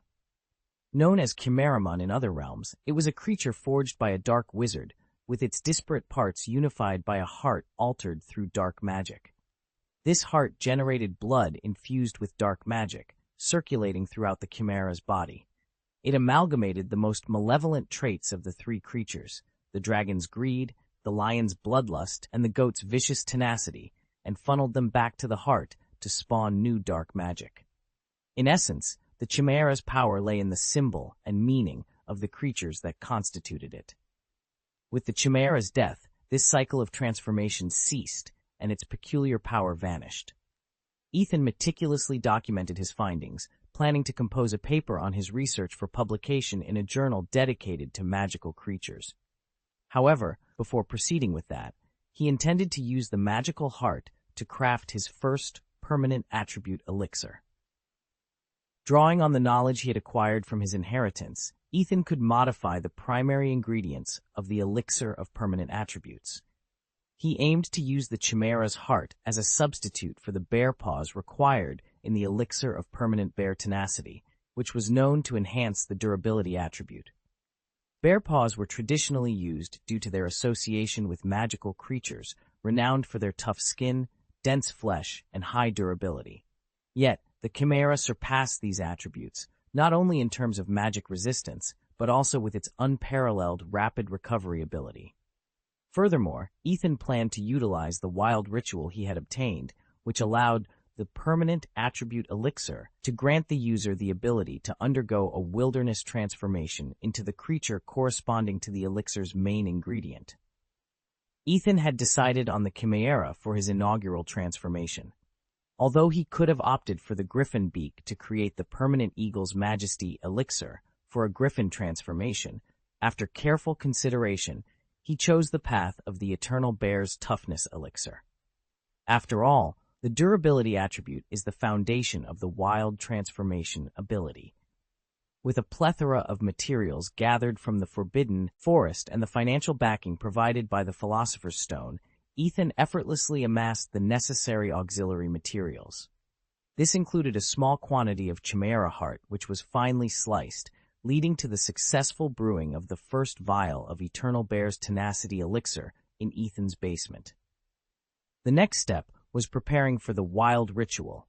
Unlike the lengthy and luck-dependent preparations for becoming an animagus, the wild ritual required only straightforward ritual preparations. Upon learning that Ethan was experimenting with a new animagus method, Hermione and Siri expressed their desire to observe. Ethan chose to conduct the ritual late at night when the moon was at its zenith, a time when, according to legend, the moon's connection to the power of beasts was strongest. Moonlight was believed to enhance the strength of lycanthropes, with this power peaking at the full moon, compelling werewolves and other lycanthropes to transform. This connection was the reason why the Druid Society, specialists in wilderness transformation, was named the Moon Society. The ceremony took place under the massive oak tree adjacent to the tower, a tree into which Ethan had infused significant natural power, marking it as the central node of the region's natural energy. Before the moon reached its peak, the trio sat beneath the tree, engaging in casual conversation. The first recorded animagus was Falco Ezzelon from ancient Greece, who transformed into a falcon, Hermione shared, ever the fountain of knowledge for her friends. I think I've heard that name before. Yes, I saw it on a chocolate frog card, Siri recalled after a moment's thought. Haha, relying on chocolate frog cards for historical knowledge, Hermione couldn't help but feel a sense of superiority over Siri, whose impressive abilities had been putting her under pressure. Siri brushed off the slight, turning to Ethan with a question. Ethan, if you succeed, will you report it to the Ministry of Magic? Hermione, too, was concerned. I looked it up, and it's illegal to be an unregistered animagus. If caught, one could end up in Azkaban. Of course not, Ethan replied confidently. My animagus form might be a bit unique, and I don't plan on revealing it to anyone anytime soon. Oh, I see. Then you'll need to be cautious when transforming, Hermione advised, having grown accustomed to Ethan's unconventional ways.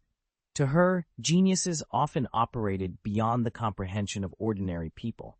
By the way, I'm planning to submit the paper, Anatomical Analysis of the Chimera and the Formation Mechanism of its Dark Magic, to the Annual of Magical Beasts tomorrow, Ethan mentioned, turning to Hermione. You contributed to that paper.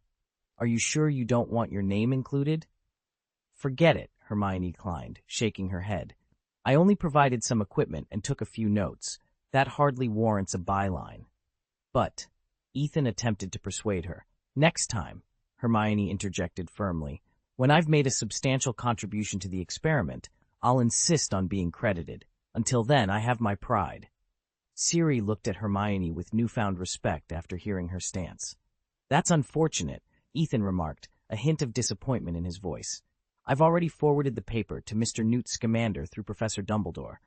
Mr. Scamander believes there's a high chance it will win an award. Newt Scamander? Hermione's interest was piqued. The author of Fantastic Beasts and Where to Find Them? Indeed. Who else could it be? Ethan confirmed. Wow. I've heard he's the greatest magizoologist of our time. If he's involved, then the paper must truly be exceptional, Hermione exclaimed, her excitement evident.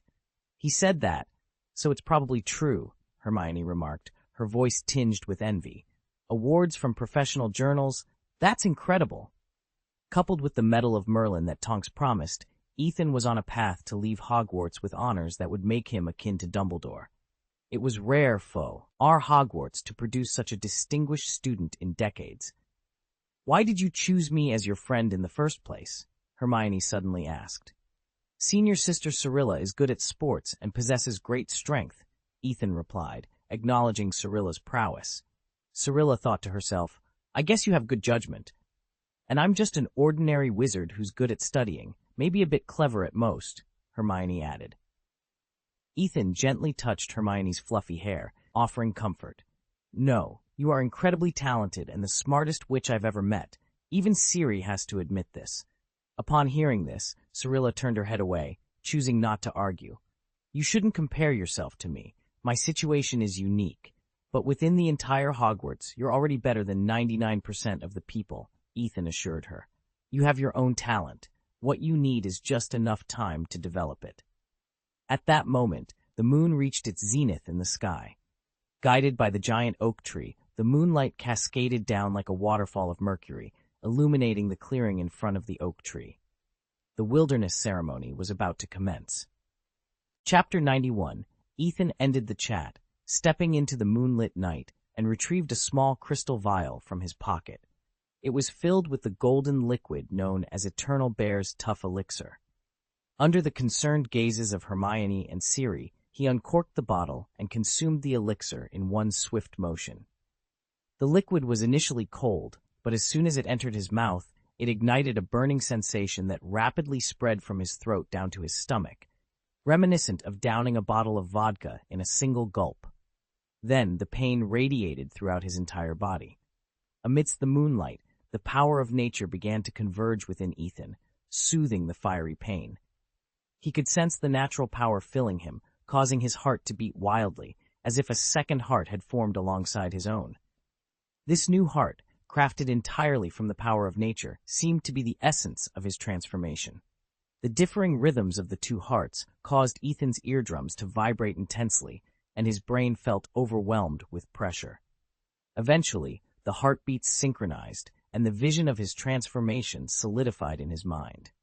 Typically, Ethan would have to choose his wild form from among the animals he had encountered. However, the elixir's power presented a new option in his mind, the Chimera Beast. The message was clear. You choose Chimera as your wild form. Since you have conducted in-depth research on Chimera, you fully understand the transformation mechanism. Therefore, you can select any 3 animals, including dragons, to form your Chimera. The chosen animal's symbolism will empower your Chimera. Intrigued by this unexpected twist, Ethan realized he wasn't limited to the traditional Chimera mix of a lion, goat, and dragon. He could choose other animals. It took him only a moment to decide. You have made your choice. Due to the high compatibility of your selected transformation, your Chimera form will include 4 animals. You may freely adjust the ratio of species factors within your Chimera. Taking a deep breath, Ethan closed his eyes and focused on his first transformation. He could feel his body slowly morphing, muscles, organs, and structure altering at a gradual pace. Even his clothes seemed to merge into his transforming body. He recalled the advice given for the first transformation, to allow the body to fully experience and adapt to the changes without haste. Time seemed to stretch indefinitely as Ethan felt his arms and legs morph into peculiar claws, and a tingling sensation indicated the growth of something from his shoulder blades and tailbone. The crystal vial slipped from his hands, which Hermione quickly retrieved, watching Ethan with a mix of anxiety and fascination. His hands had transformed into sharp claws, while his legs now resembled those of a raptor. Is it a beast? Or perhaps a bird? Hermione speculated, dismissing the possibility of a stitched-together monster. Meanwhile, Siri watched Ethan with a sharp, knowing gaze. Ethan, fully engrossed in his transformation, paid no mind to their reactions. The process was excruciatingly slow, akin to childbirth. Not that he had any personal experience, but the analogy felt apt. Gradually, a man began to sprout from his chin and cheeks. Wing-like appendages emerged from his shoulders, and his skin was marked with black and white patterns. A long tail also developed, contributing to his bizarre appearance, as if several animals had been fused together. As the transformation progressed, fur and feathers extended from his limbs, and finally, his head began to change. His ears shifted to the top of his head, becoming round, and his upper lip split, revealing several elongated whiskers. Sprouting from the lips, it eventually morphed into the head of a young lion, albeit with a sparser mane and a pair of tiger-like fangs on each side. Its long body harbored 2 unseen poison glands on its back. While its main form resembled a lion, its fur was a shade darker than that of a typical lion, adorned with black and white stripes along its back. The wings, a mix of brown and black feathers, extended majestically from its shoulders. Its forelimbs boasted 5 long, sharp claws, versatile for both slicing and burrowing, whereas the lower part of its hind limbs resembled the talons of a raptor. The tail, devoid of any fur, was covered in smooth snake scales instead. What kind of creature is this?" Hermione gasped, her face draining of color at the sight of the beast before her. "I've never seen such a magical creature." "It's a chimera," Sheely explained. The term chimera originally refers to a mythical creature, but the chimera Ethan has transformed into isn't a standard variant. Hermione's shock at Ethan's transformation was matched by her surprise that Seeley could deduce the nature of the beast. It was clear that Seeley's knowledge was vast, befitting of a Ravenclaw. Seeley didn't mention that chimeras also existed in the world of Witchers, where they were not limited to the original combinations found in the Harry Potter universe. In the world of Witchers, warlocks continued to create new chimeras, leading to a variety of combinations, the most common being a mix of a deer-headed demon, a griffin, and a pterodactyl. With a better understanding of Ethan's transformation, Hermione could now appreciate the chimera's majesty and beauty. Standing at 1.8 meters tall, not including its nearly 3-meter-long tail, and with each wing spanning 2 meters, the creature was an imposing sight. It had the head and body of a lion, the wings and hind limbs of an eagle, the coat color and forelimbs of a badger, and the fangs and tail of a snake. These were the symbolic animals of Hogwarts' 4 houses. Ethan had ingeniously merged these 4 animals into one. The newborn chimera initially stumbled as it moved, unaccustomed to its new form, but it quickly adapted and began to run with increasing speed. Soon, it spread its wings and took to the sky. Despite the improbability of flight given its size and the laws of aerodynamics, magic defied such limitations. After several attempts, Ethan managed to fly over the tower twice before gracefully landing in front of Hermione and Zeeley. By this time, the night had progressed significantly. "Let's go, the sun will rise soon. I'll take you to watch the sunrise."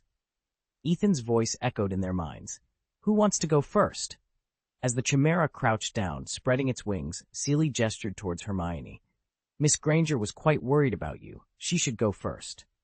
Siri helped Hermione onto the chimera's vast back. Ethan then stood, his wings fully extended, spanning 4 to 5 meters. "Hurry, let's take off," Ethan urged. Hermione nodded, gripping the chimera's neck and burying her head into its warm mane. Almost simultaneously, Ethan flapped his wings, and with Siri watching closely, they ascended into the early morning sky. Feeling a strong wind against his face, Ethan couldn't help but take a few steps back. The wind surged, carrying sand and rocks with it. Spreading his wings, Ethan soared high into the woods, heading towards the village of St. Catchpole. Hermer and Circe, sensing something, flew out of their nests and joined Ethan, flying alongside him. From high above, the entire village of St. Catchpole was in clear view. Yet Ethan was not satisfied. He continued to ascend until he finally broke through the clouds. Above, the sea of clouds spread out like a vast carpet, and the sunlight pierced through, creating a radiant hole in the cloud cover. Hermione looked up at the sky, her eyes capturing the rising sun as it painted the clouds in shades of golden red. She hugged Ethan's neck tightly, her eyes misty as she gazed at the breathtaking natural scenery. Update 5.4. Additional update. Thanks to our K1996 for the tip. Launching a new book is challenging, so please consider placing a custom order. I also welcome monthly reviews and rewards. If you have a ticket, giving your vote to me, the author, would mean the world. Thank you. Chapter 92. While Ethan was boldly experimenting with his new wilderness transformation in the village of St. Catchpole, a heated debate regarding his actions unfolded at the Ministry of Magic. "This is a first-class medal, Miss Proudmoore. It represents the highest honor that Sir Merlin can bestow. Have we ever set such a precedent? We've encountered numerous issues with magical creatures failing to conceal themselves, thereby endangering muggles. But is awarding the wizard involved with the Order of Merlin, first class, not an overstatement?" The chairman of the Merlin Order of Merlin Medal Awards Committee posed this question during a discussion with the applicant, Jaina. "There are indeed precedents, and quite a few at that," Jaina responded calmly, well prepared for the conversation. She had diligently researched the matter beforehand. A notable example is the Ilfracombe incident, a significant event in the history of the Ministry of Magic. It occurred in 1932 when a mischievous common Welsh green dragon attacked a group of sunbathers in Ilfracombe, Devon, England. The Tok family, who were vacationing there, averted potential casualties by casting the largest amnesia curse of the 20th century on the local residents. Subsequently, the entire Tok family was awarded the Order of Merlin, First Class. The award was presented in 2008 by the then Minister of Magic, Hector Foley. 25 years after this incident, Noveldonk was also honored with a first-class medal, though he did not save as many people as the Tok family. He rescued a Muggle child from a manticore and sacrificed his life in the process. I can provide more examples if necessary. It's our tradition to recognize wizards and witches who protect Muggles from magical creatures, isn't it? But we're discussing a first-class medal, not a second or third. The chairman of the awards committee remained hesitant, and even Cornelius Fudge, the Minister of Magic, harbored some doubts. But we're dealing with a chimera. Jaina, anticipating such a response, presented another argument. I don't need to elaborate on the dangers posed by this magical beast, the potential loss of Muggle lives, and the ensuing chaos if the chimera were allowed to wreak havoc on the beach, could have even resulted in an Auror's death. Fudge nodded in agreement.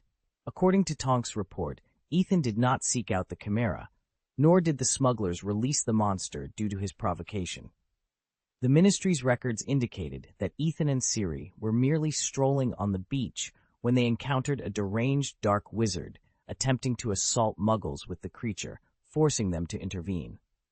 Moreover, chimeras are renowned in the magical world for their strength and difficulty to defeat. The last wizard to slay a chimera lived in ancient Greece. After vanquishing the beast, he tragically fell from his Pegasus and died from exhaustion after the prolonged battle. This is akin to a mutual demise. However, Ethan was different. He single-handedly killed the chimera and emerged unscathed, a feat no wizard has accomplished in thousands of years. The most crucial aspect is his affiliation with the magical community of the Yin Kingdom and his close relationship with Tonks, the new Auror who made headlines last year. Hearing this, Cornelius Fudge nodded repeatedly. Yes, indeed, slaying the chimera holds significant importance. From this perspective, awarding a first-class medal is justified. If there are concerns about setting a precedent for indiscriminate awards, we could consider awarding a second-class medal to his partner. Jaina was not surprised by this turn of events. She had thoroughly analyzed the Minister of Magic's disposition, understanding that in his eyes, it didn't matter whether her words were justified or not. The significance lay in the implications of the situation. Ethan's achievement held extraordinary importance, which would greatly benefit the Ministry of Magic's propaganda efforts. A young wizard from the Kingdom of Yin had single-handedly slain a chimera, accomplishing a feat that countless wizards had failed to achieve over thousands of years. Moreover, he was trained by the Ministry of Magic in the Kingdom of Yin. Imagine how impressive that sounds. How could one not recognize the audacity of such a claim? Given the precedent and the minister's endorsement, the chairman of the awards committee finally agreed to elevate the discussion about awarding Ethan to the Order of Merlin, First Class, a step above Cyrilla Ray Allen's second-class Order of Merlin. In the awards committee, raising an issue typically meant its approval was imminent, with only formalities remaining. Jaina informed Tonks of the news, and the Tonks family was overjoyed for Ethan. They invited Ethan, Ciri, and Hermione to their home and enthusiastically took them shopping for dresses for the award ceremony.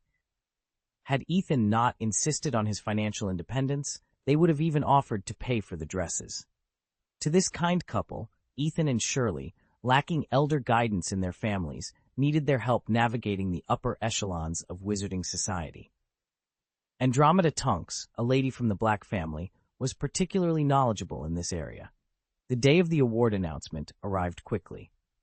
The Tonks family led Ethan and his friends to apparate to the Ministry of Magic.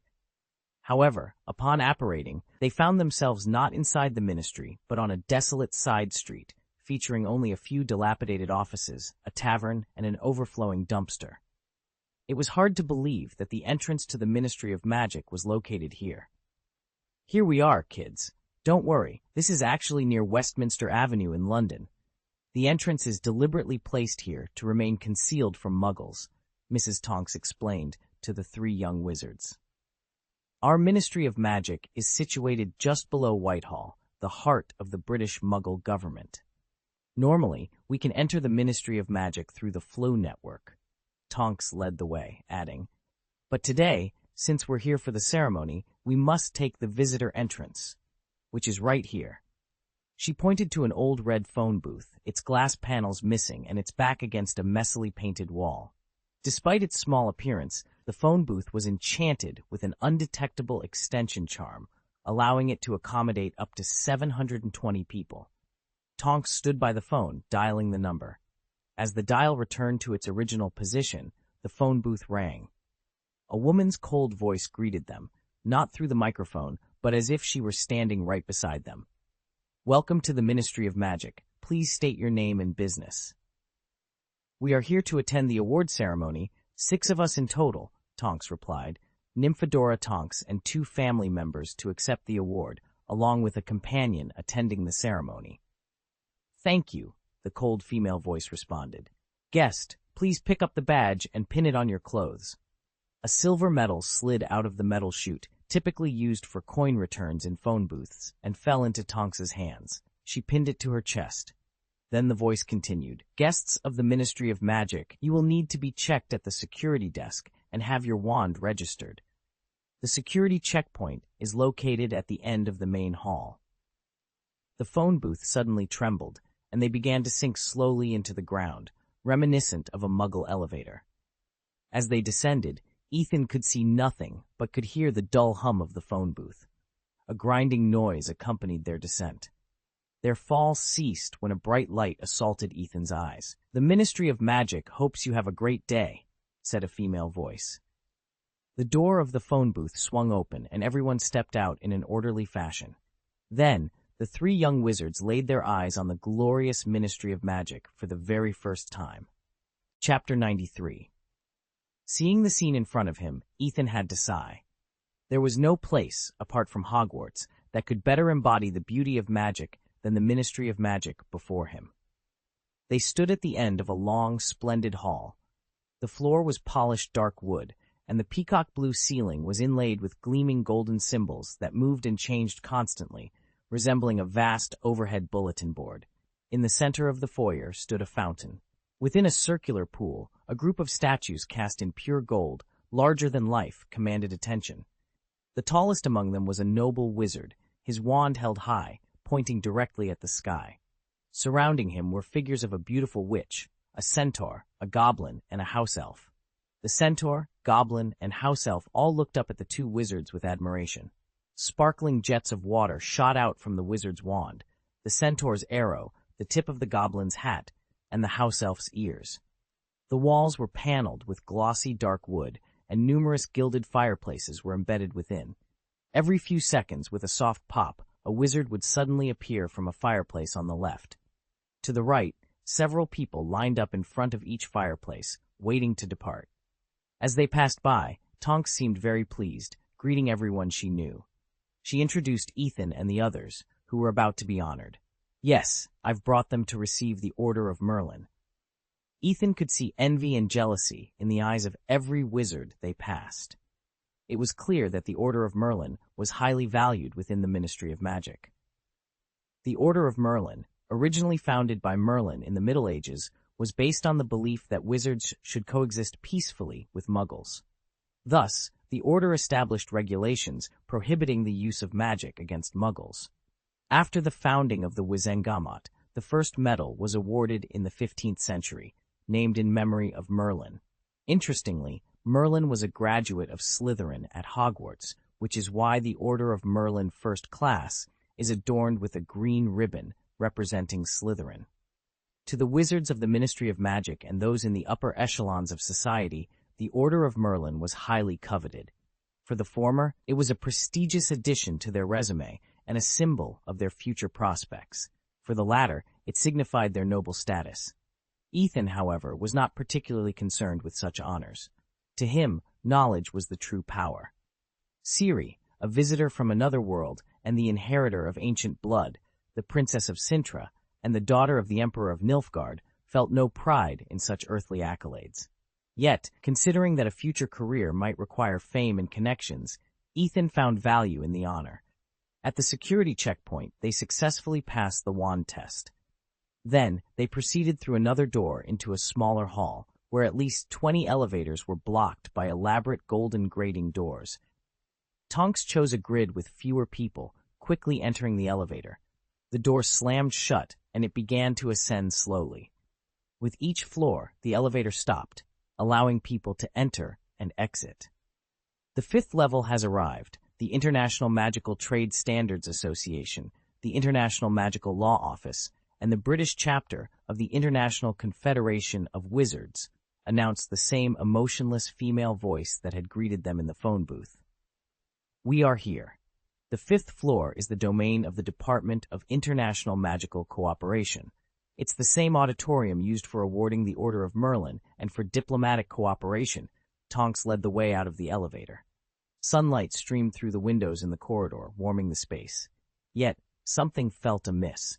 We are still underground, right? Hermione inquired, her curiosity piqued by the anomaly. Ethan asked the key question: where does this sunshine come from? The windows are enchanted, Tonks explained. The Magic Maintenance Department decides the weather we'll have each day. Last time, we had a hurricane here for 2 months because they wanted to raise wages. The auditorium where the Ministry of Magic holds large-scale events is located at the end of the corridor. Upon entering, they found hundreds of Wizengamot members wearing various colors, as well as recipients of the Order of Merlin, gathered in small groups, chatting animatedly.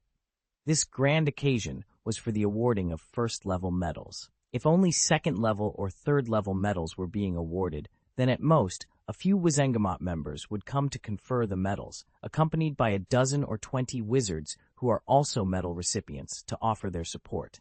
After all, the awarding of medals has its intricacies, and second- and third-level medals are especially common, which naturally diminishes their prestige. As they entered, members of the audience, including a jazz group that came to watch the ceremony, cast friendly glances at a few individuals. Among these, Ethan spotted many familiar faces, such as Dumbledore, who was on the podium high in the auditorium, conversing with an old man. Upon seeing Ethan, Dumbledore pointed him out to the old man next to him. Professor Filius Flitwick, the headmaster of Ravenclaw, and Ethan and Shiriko, who were being honored today, are both students of his house. He had been looking at them kindly since they entered.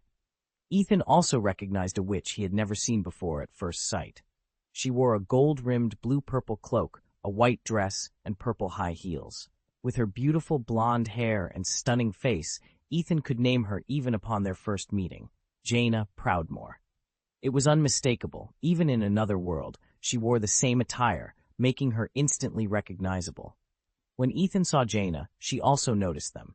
Jaina nodded at Tonks and then looked at Ethan with interest, as if she recognized him too. Under Tonks's guidance, they took their seats in the first row of the auditorium. Ethan remembered from his previous life how leaders like to deliver lengthy and tedious speeches on important occasions.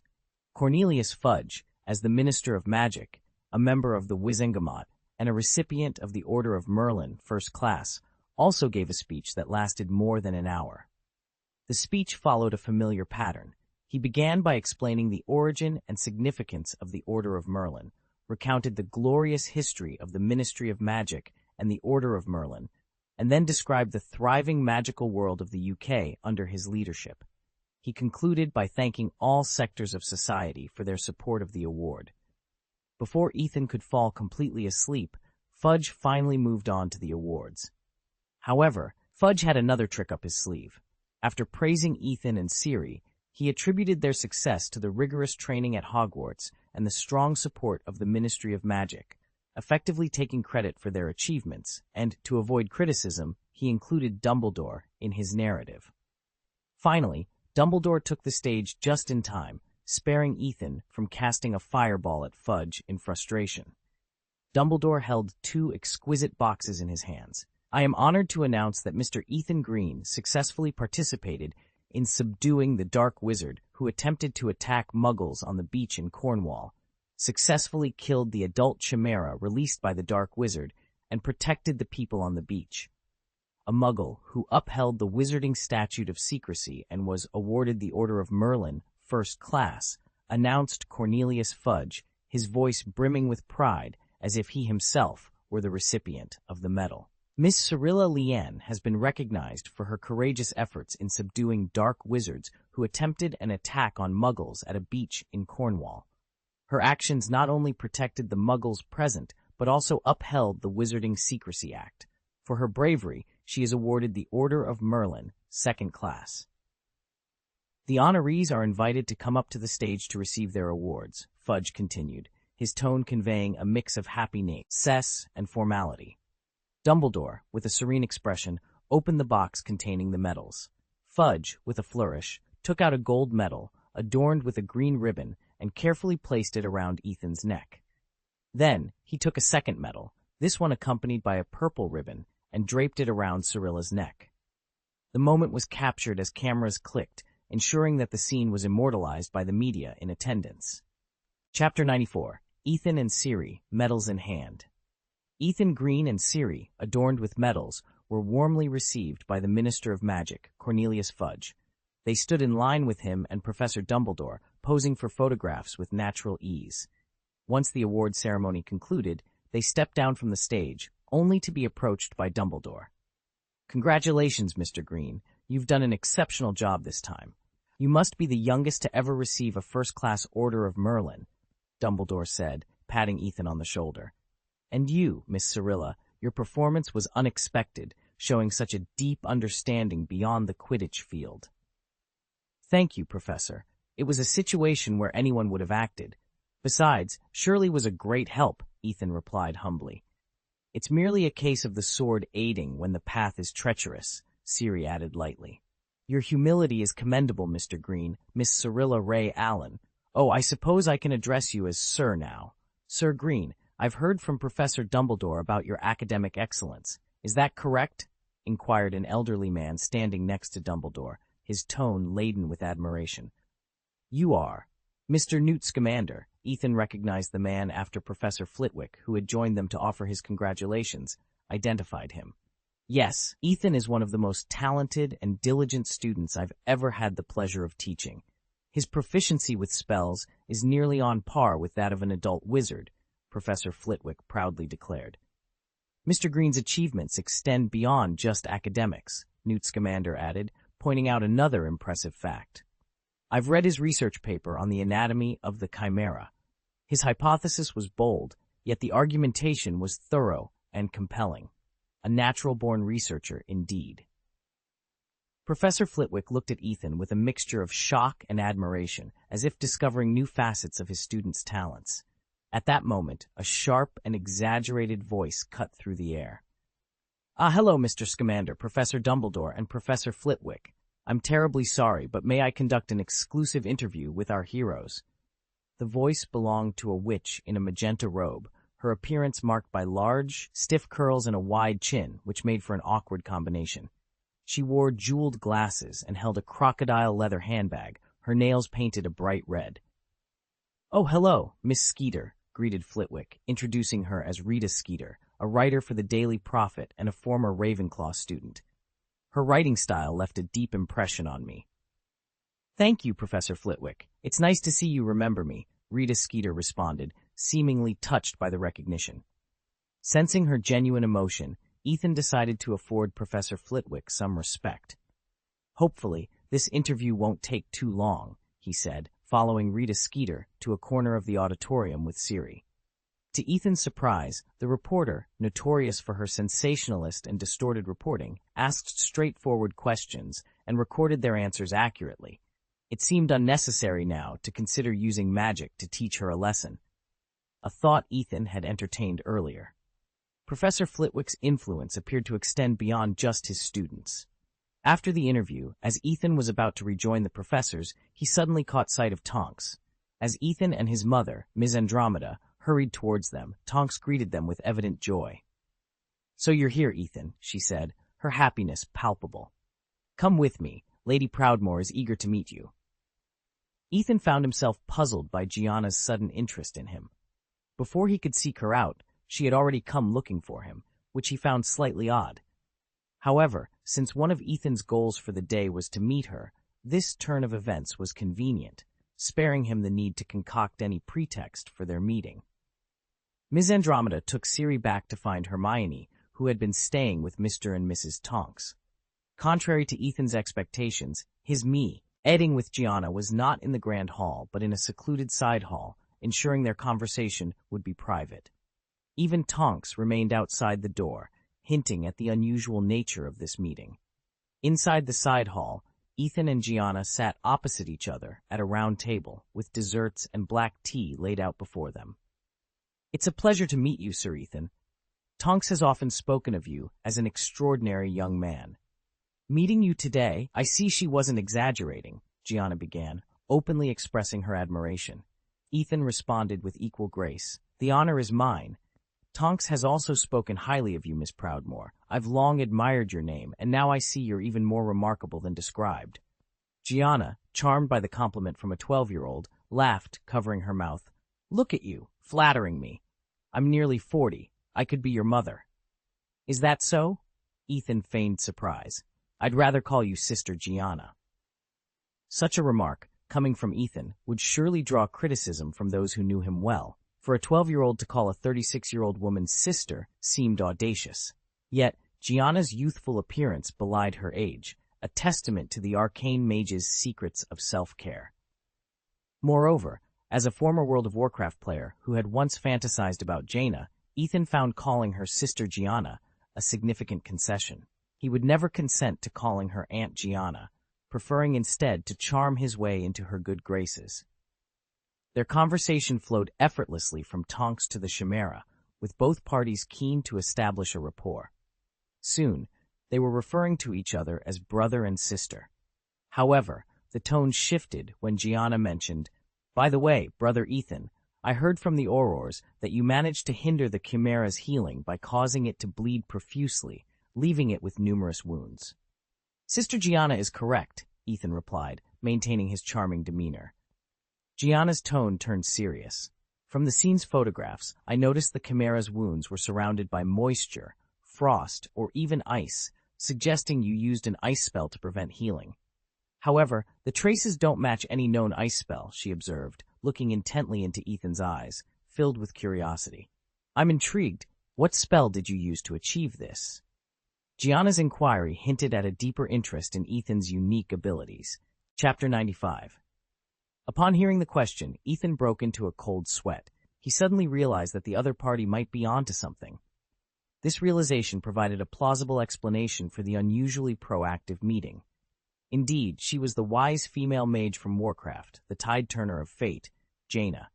Even in the world of Harry Potter, her acumen remained sharp and insightful.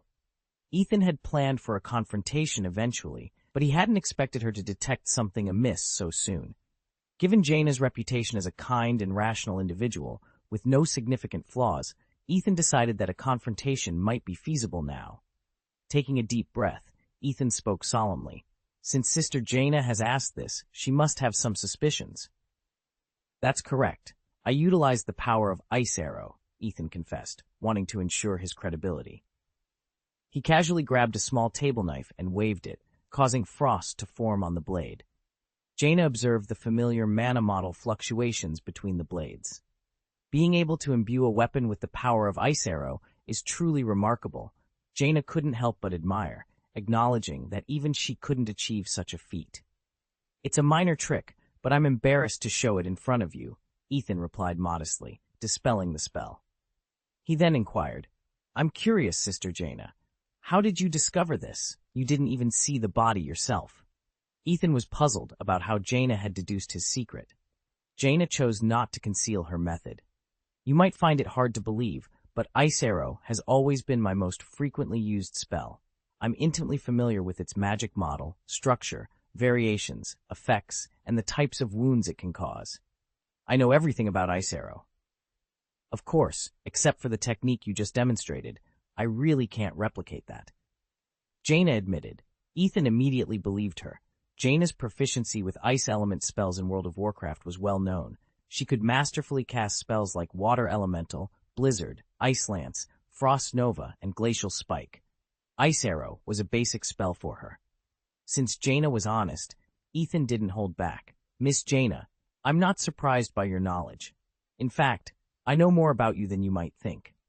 He then shared his theories about the events from 11 years ago, the time travel, and his ability to observe other worlds. To convince her further, Ethan recounted Jaina's life story from World of Warcraft, from her birth in the kingdom of Kultiras, her admiration for the guardian Egwin, her apprenticeship under Antonidas, her relationship with Prince Arthas of Lordaeron, to Arthas's betrayal, and the subsequent scourge of the undead in Azeroth. Jaina was visibly shocked by Ethan's detailed account, but there was also a hint of perplexity in her reaction. "Ethan, I must say, your knowledge about me is unexpectedly thorough, almost as if you've witnessed my entire life. I almost thought you were a bronze dragon observing me. You would understand the significance of that," she remarked. The bronze dragons, under the leadership of Nosdormu, were the guardians of time and parallel dimensions in Azeroth, often hidden within the timelines to monitor crucial events. Ethan understood Jaina's reference. She then composed herself and added, "However, I must point out that there are some minor inaccuracies in your description." Ethan was visibly shocked, mirroring Jaina's earlier expression of surprise. However, what truly astounded him was what she revealed next. The Princess of Kultiras continued, "Of course, while your account contains some inaccuracies, it largely aligns with my own experiences. Thus, I trust your ability to observe other worlds and also believe in the time travel theory you mentioned. However, I have my own reasons for traveling to this world," she said, slowly taking out a beautiful book. "It was my obsession with this book that led me to overlook Arthas' pursuit. It was also in my attempt to use its power to save the people of Lordaeron that I accidentally found myself in this world." It appeared that the deviation in the timeline, or the act of time traveling itself, was somehow connected to this book. Ethan looked at Jaina earnestly and asked, "Sister Jaina, may I take a look at this book?" "Oh, of course," the Princess of Kultiras replied, pushing the book towards Ethan. She added, "However, it might be futile for you to read it. After arriving in this world, the book was resealed. I've been unable to recite the spell to unseal it, so it essentially cannot be opened." Upon receiving the book, Ethan's expression changed dramatically when he noticed the emblem on the cover. It featured an eye pattern at the center, surrounded by 4 stars, with 2 books on each side, their directions reversed. This emblem, why does a pattern that shouldn't exist at this time appear on the cover of this book? He looked up at the blonde woman before him. "Can you tell me what the unsealing spell is? Perhaps I can find a way." "It's impossible. Brother Ethan, I've tried numerous times," Jaina chuckled, explaining how she had exhausted every code-breaking method and spell she could think of, from both her world and this one, to no avail. She strongly doubted that the spell had anything to do with the given clues. Seeing Ethan's persistent gaze, Jaina sighed. "All right, if you insist on trying, I suppose there's no harm in telling you. The so-called spell is actually the emblem on the cover itself." "I see," Ethan said, understanding the situation. However, he still needed to confirm. "By the way, Sister Jaina, how did you come to possess this book? After obtaining it, did you research its origins?" "How I got this book," Jaina mused, resting her chin on one hand as she delved into her memories.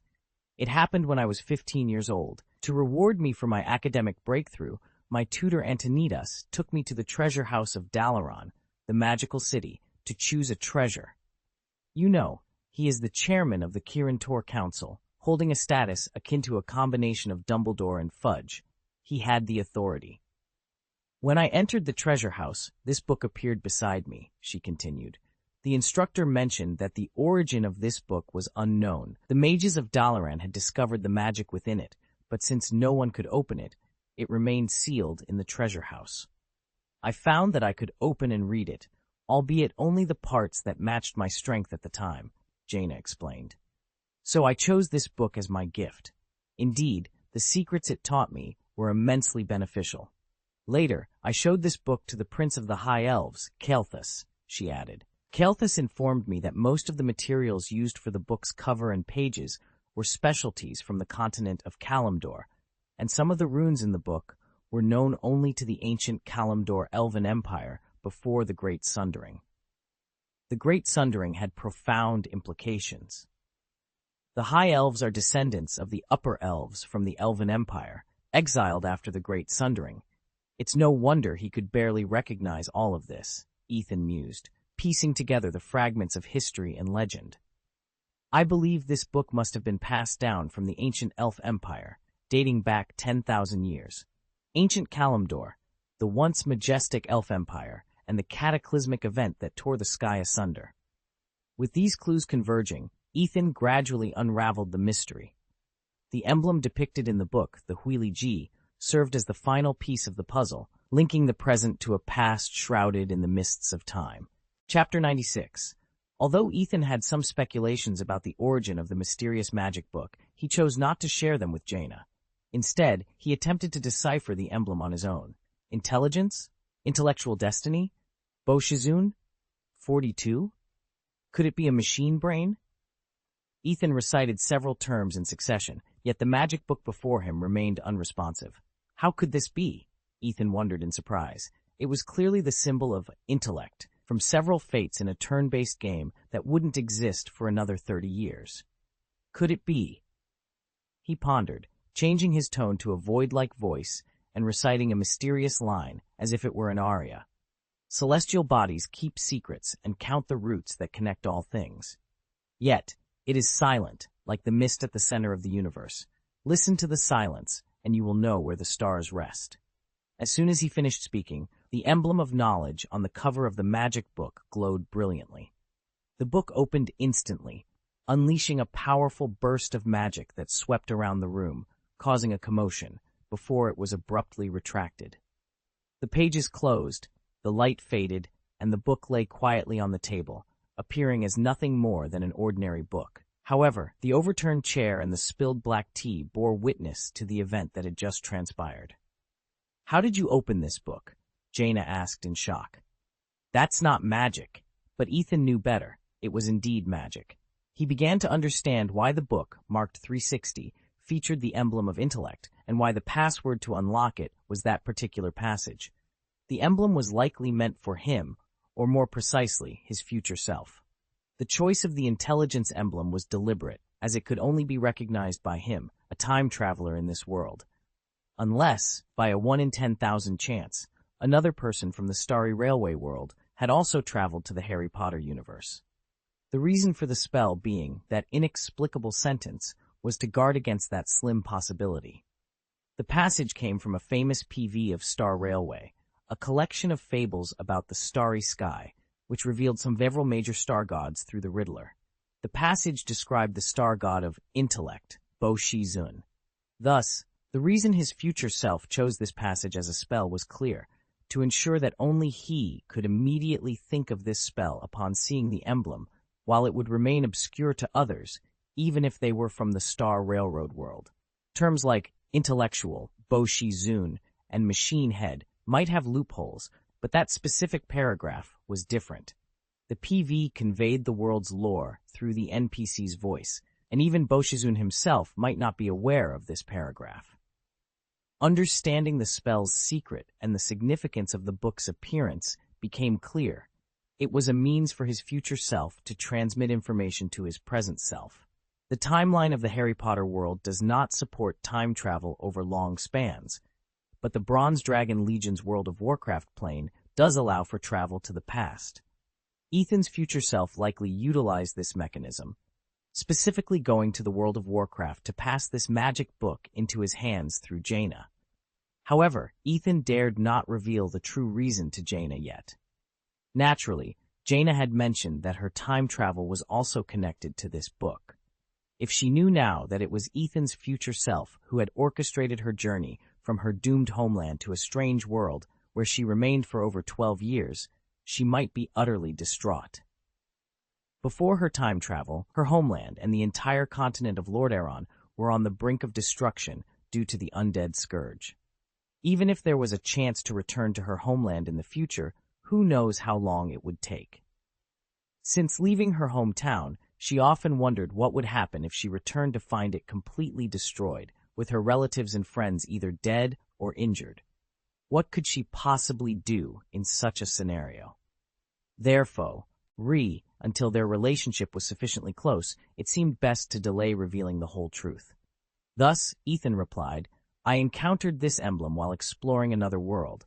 It symbolizes the god of knowledge, which inspired me to devise this mantra." Jaina looked into his eyes, finding them filled with sincerity. Indeed, every word he spoke was true.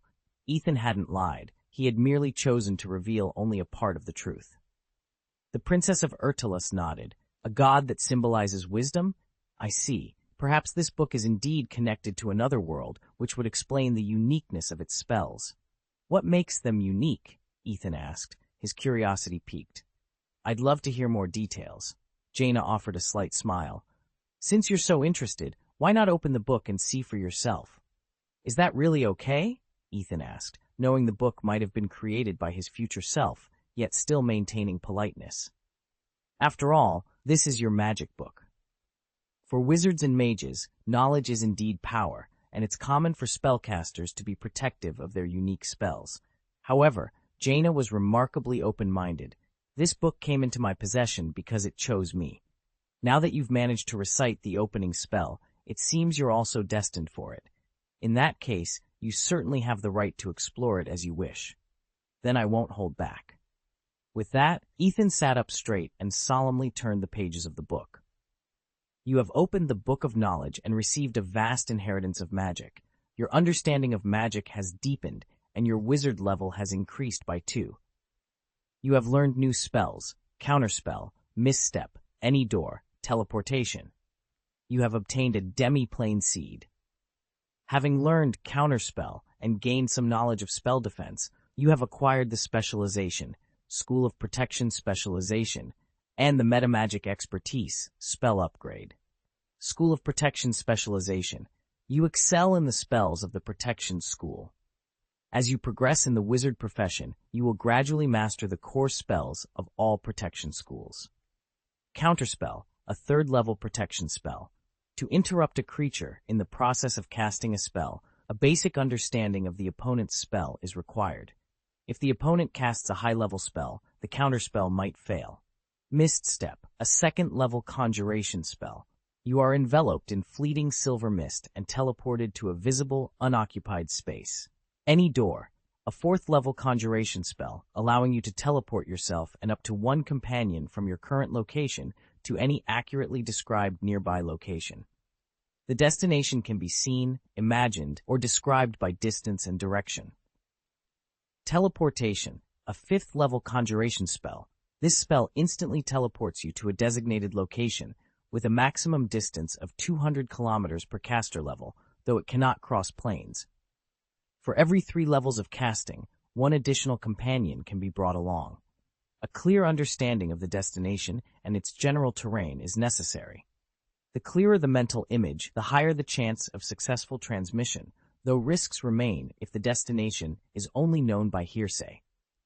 Spell upgrading allows the caster to cast a spell at a higher level, treating it as a higher-level spell. Upgraded spells may have additional effects. Demiplane Seed, a legendary artifact. Upon activation, the demiplane seed immediately expands, converting a 1-kilometer radius space into a demiplane under the owner's control. The size of the demiplane will grow over time. That's it? This was Ethan's initial reaction after absorbing the knowledge. The Book of Knowledge truly lived up to its reputation as a treasure created by his future self. After opening it, Ethan gained a lot. His level alone was upgraded by 2 levels.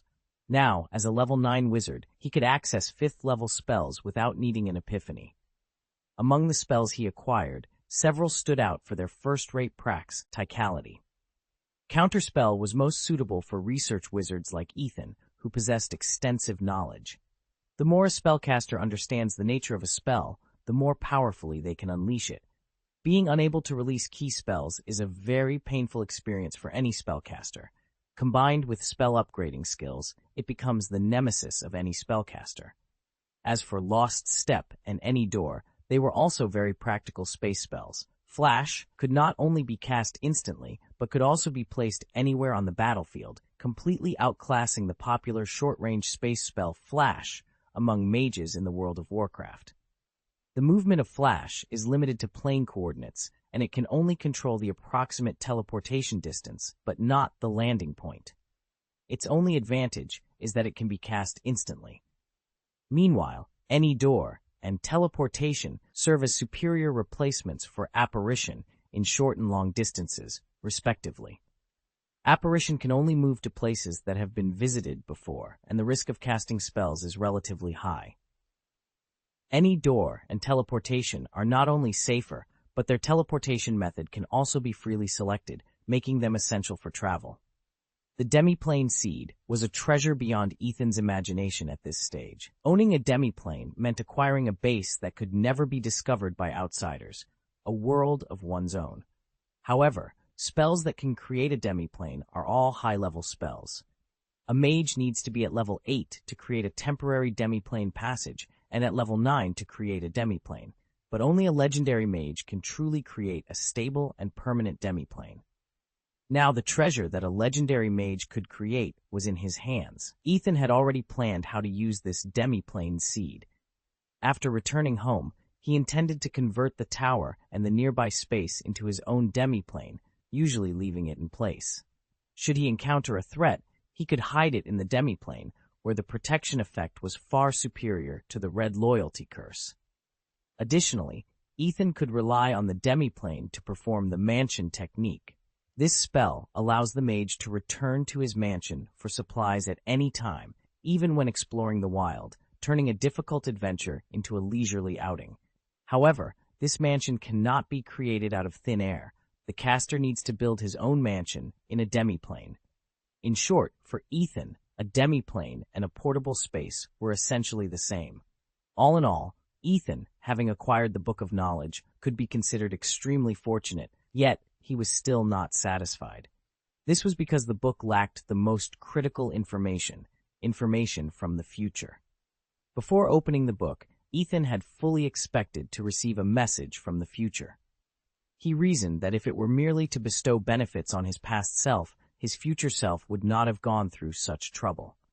With his potential, even without these benefits, as long as he developed step by step, he would have everything he should have. So, this book was passed down not to leave a message, but to trigger some special effect at a critical moment. Ethan secretly speculated on his future self's thoughts. He was sure that in addition to magical knowledge, this book must have other functions. These functions must be very crucial, otherwise his future self would not have sent this item here. On this point, he still understood himself quite well. Unfortunately, he had never made any reasonable guess as to the specific function. Given that the same person has almost the same intelligence, and his future self has an information advantage, it was normal that he couldn't guess. But this feeling of being kept in the dark was unsettling. Feeling disoriented and trapped in a haze was extremely uncomfortable. Can the Riddler die? Ethan finally sighed. Oh, it turns out that the Riddler is myself, so that's okay. Update 5.4. Additional update. It's not easy to launch new books, so please support by placing custom orders and requesting a monthly subscription. If you have any votes, please consider rewarding them to me as the author. This support is truly important to me. Chapter 97. After reading the Book of Knowledge, Ethan engaged in a delightful conversation with Jaina for several hours before they parted ways. Having been far from home and alone in another world for 12 years, even a rational mage like Jaina couldn't help but miss Azeroth. Ethan, though not originally from Azeroth but from Zareth, had accumulated extensive knowledge of Azeroth through his past life experiences. He knew secrets that even Jaina herself couldn't grasp. Through their conversation, Ethan appeared to Jaina as more native than the natives themselves, providing her with the comforting sensation of meeting an old friend in a foreign land. Before parting, they exchanged addresses and promised to visit each other. During their interaction, Ethan refrained from discussing his ambitions or his grand plan to revolutionize the magical world and construct a floating city. It wasn't that he was unwilling to share, but rather he deemed it unnecessary. In this aspect, Jaina and Ciri represented two distinct mindsets. Despite both being spellcasters and princesses, their thought processes diverged significantly. Ciri, lacking the consciousness of a caster and having been the princess of Sintra, sought refuge with her adoptive father, the White Wolf, following the downfall of her country and family. This experience inclined her more towards the mindset of a demon hunter, an emotional ranger. Jaina, on the other hand, had been a true princess from birth, receiving both aristocratic and standard mage education, making her a genuine mage. She was more mature, rational, and pragmatic, especially in comparison to Ciri. With such a person, Ethan saw no need to oversell his vision. The capabilities Ethan demonstrated were sufficient to impress the Princess of Kultiras, making her realize the importance of forming an alliance with him. Without explicit mention, Jaina understood that if she wished to return to Azeroth, Ethan Green was likely her best hope for assistance. After bidding farewell to Jaina, Ethan didn't linger and left the Ministry of Magic early. He, along with his companions, spent a couple of days at Tonk's residence before returning to the tower through Ethan's teleportation technique. Following their initial plan, Ethan placed the demiplane seed in the tower, successfully transforming the tower and its surroundings into a demiplane, which he then linked with the mansion technique. Henceforth, Ethan could return to his home from anywhere. Post-award ceremony, life resumed its peaceful course. Hermione, now proficient in broomstick skills, no longer required practice classes. Thus, the ever-diligent Miss Know-It-All devoted all her free time to her studies, putting even the most studious to shame. Ethan, meanwhile, delved into his wild transformation study. His anatomical research on the chimera was evident in his chimera transformation. By choosing the positive symbols of 4 chimeric materials, Ethan's transformation not only avoided evil connotations, but also exuded a sense of majesty and righteousness. In his chimera form, Ethan's attributes were significantly enhanced, and he possessed super magic resistance, recovery ability, and breath ability. Corresponding to the 4 major Hogwarts houses, the chimeric creatures represented the elements of fire, air, earth, and water, granting Ethan various breath abilities: fire breath for the lion, lightning breath for the eagle, acid breath for the badger, and frost breath for the snake. These transformations not only provided him with powerful abilities, but also symbolized the unity and strength of the 4 houses. Ethan's transformation granted him the ability to empower his allies and intimidate his enemies. The eagle aspect allowed him to create strong winds with a flap of his wings, while the badger aspect gave him the ability to burrow and navigate underground. The snake aspect endowed him with infrared vision and venomous fangs. Overall, Ethan's close combat and hand-to-hand combat abilities were significantly enhanced following the transformation, though he lost the ability to cast most spells. He retained only a limited repertoire of simple and druidic spells that relied on physicality, while his psychic abilities remained intact. Ethan later explored the ability he acquired during his chimera transformation to adjust the ratio of the chimera beast factors. By manipulating these ratios, Ethan could control the extent of his transformation into the 4 beasts. For instance, reducing the eagle factor to 0% would result in the loss of wings and all eagle-related attributes, abilities, and powers. However, the initial chimera form represented the optimal ratio, and any adjustments tended to weaken it. Despite this, the ability to adjust factor ratios was not without its advantages, as it provided Ethan with 4 additional forms of ordinary beasts, each with a single chimera factor adjusted to 100% and the others reduced to 0%. Lion form: strength 25, agility 16, constitution 22, intelligence 18, perception 17, charisma 14. Abilities include advanced magic resistance, rapid healing, fire breath, and a lion's roar. Eagle form: strength 18, agility 18, constitution 22, intelligence 18, perception 17, charisma 14. Abilities include advanced magic resistance, quick healing, lightning breath, and the ability to fly. Badger form: strength 15, agility 16, constitution 22, intelligence 18, perception 17, charisma 14. Abilities include advanced magic resistance, rapid healing, acid breath, and digging. Snake form: strength 17, agility 18, constitution 22, intelligence 18, perception 17, charisma 14. Abilities include advanced magic resistance, rapid healing, ice breath, infrared vision, venom, and constriction. In these forms, Ethan could seamlessly blend in with ordinary beasts, avoiding the conspicuousness of his chimera form. He even considered the possibility of registering as an animagus with the Ministry of Magic, though he had no real intention of doing so. The chimera transformation, as his first wild transformation, was indeed a wise choice. Ethan also realized that if he wished to undergo a second wilderness ritual, he would need to wait at least 3 months. Attempting to acquire new wild transformations without sufficient recovery time could lead to physical collapse, especially given his enhanced physique.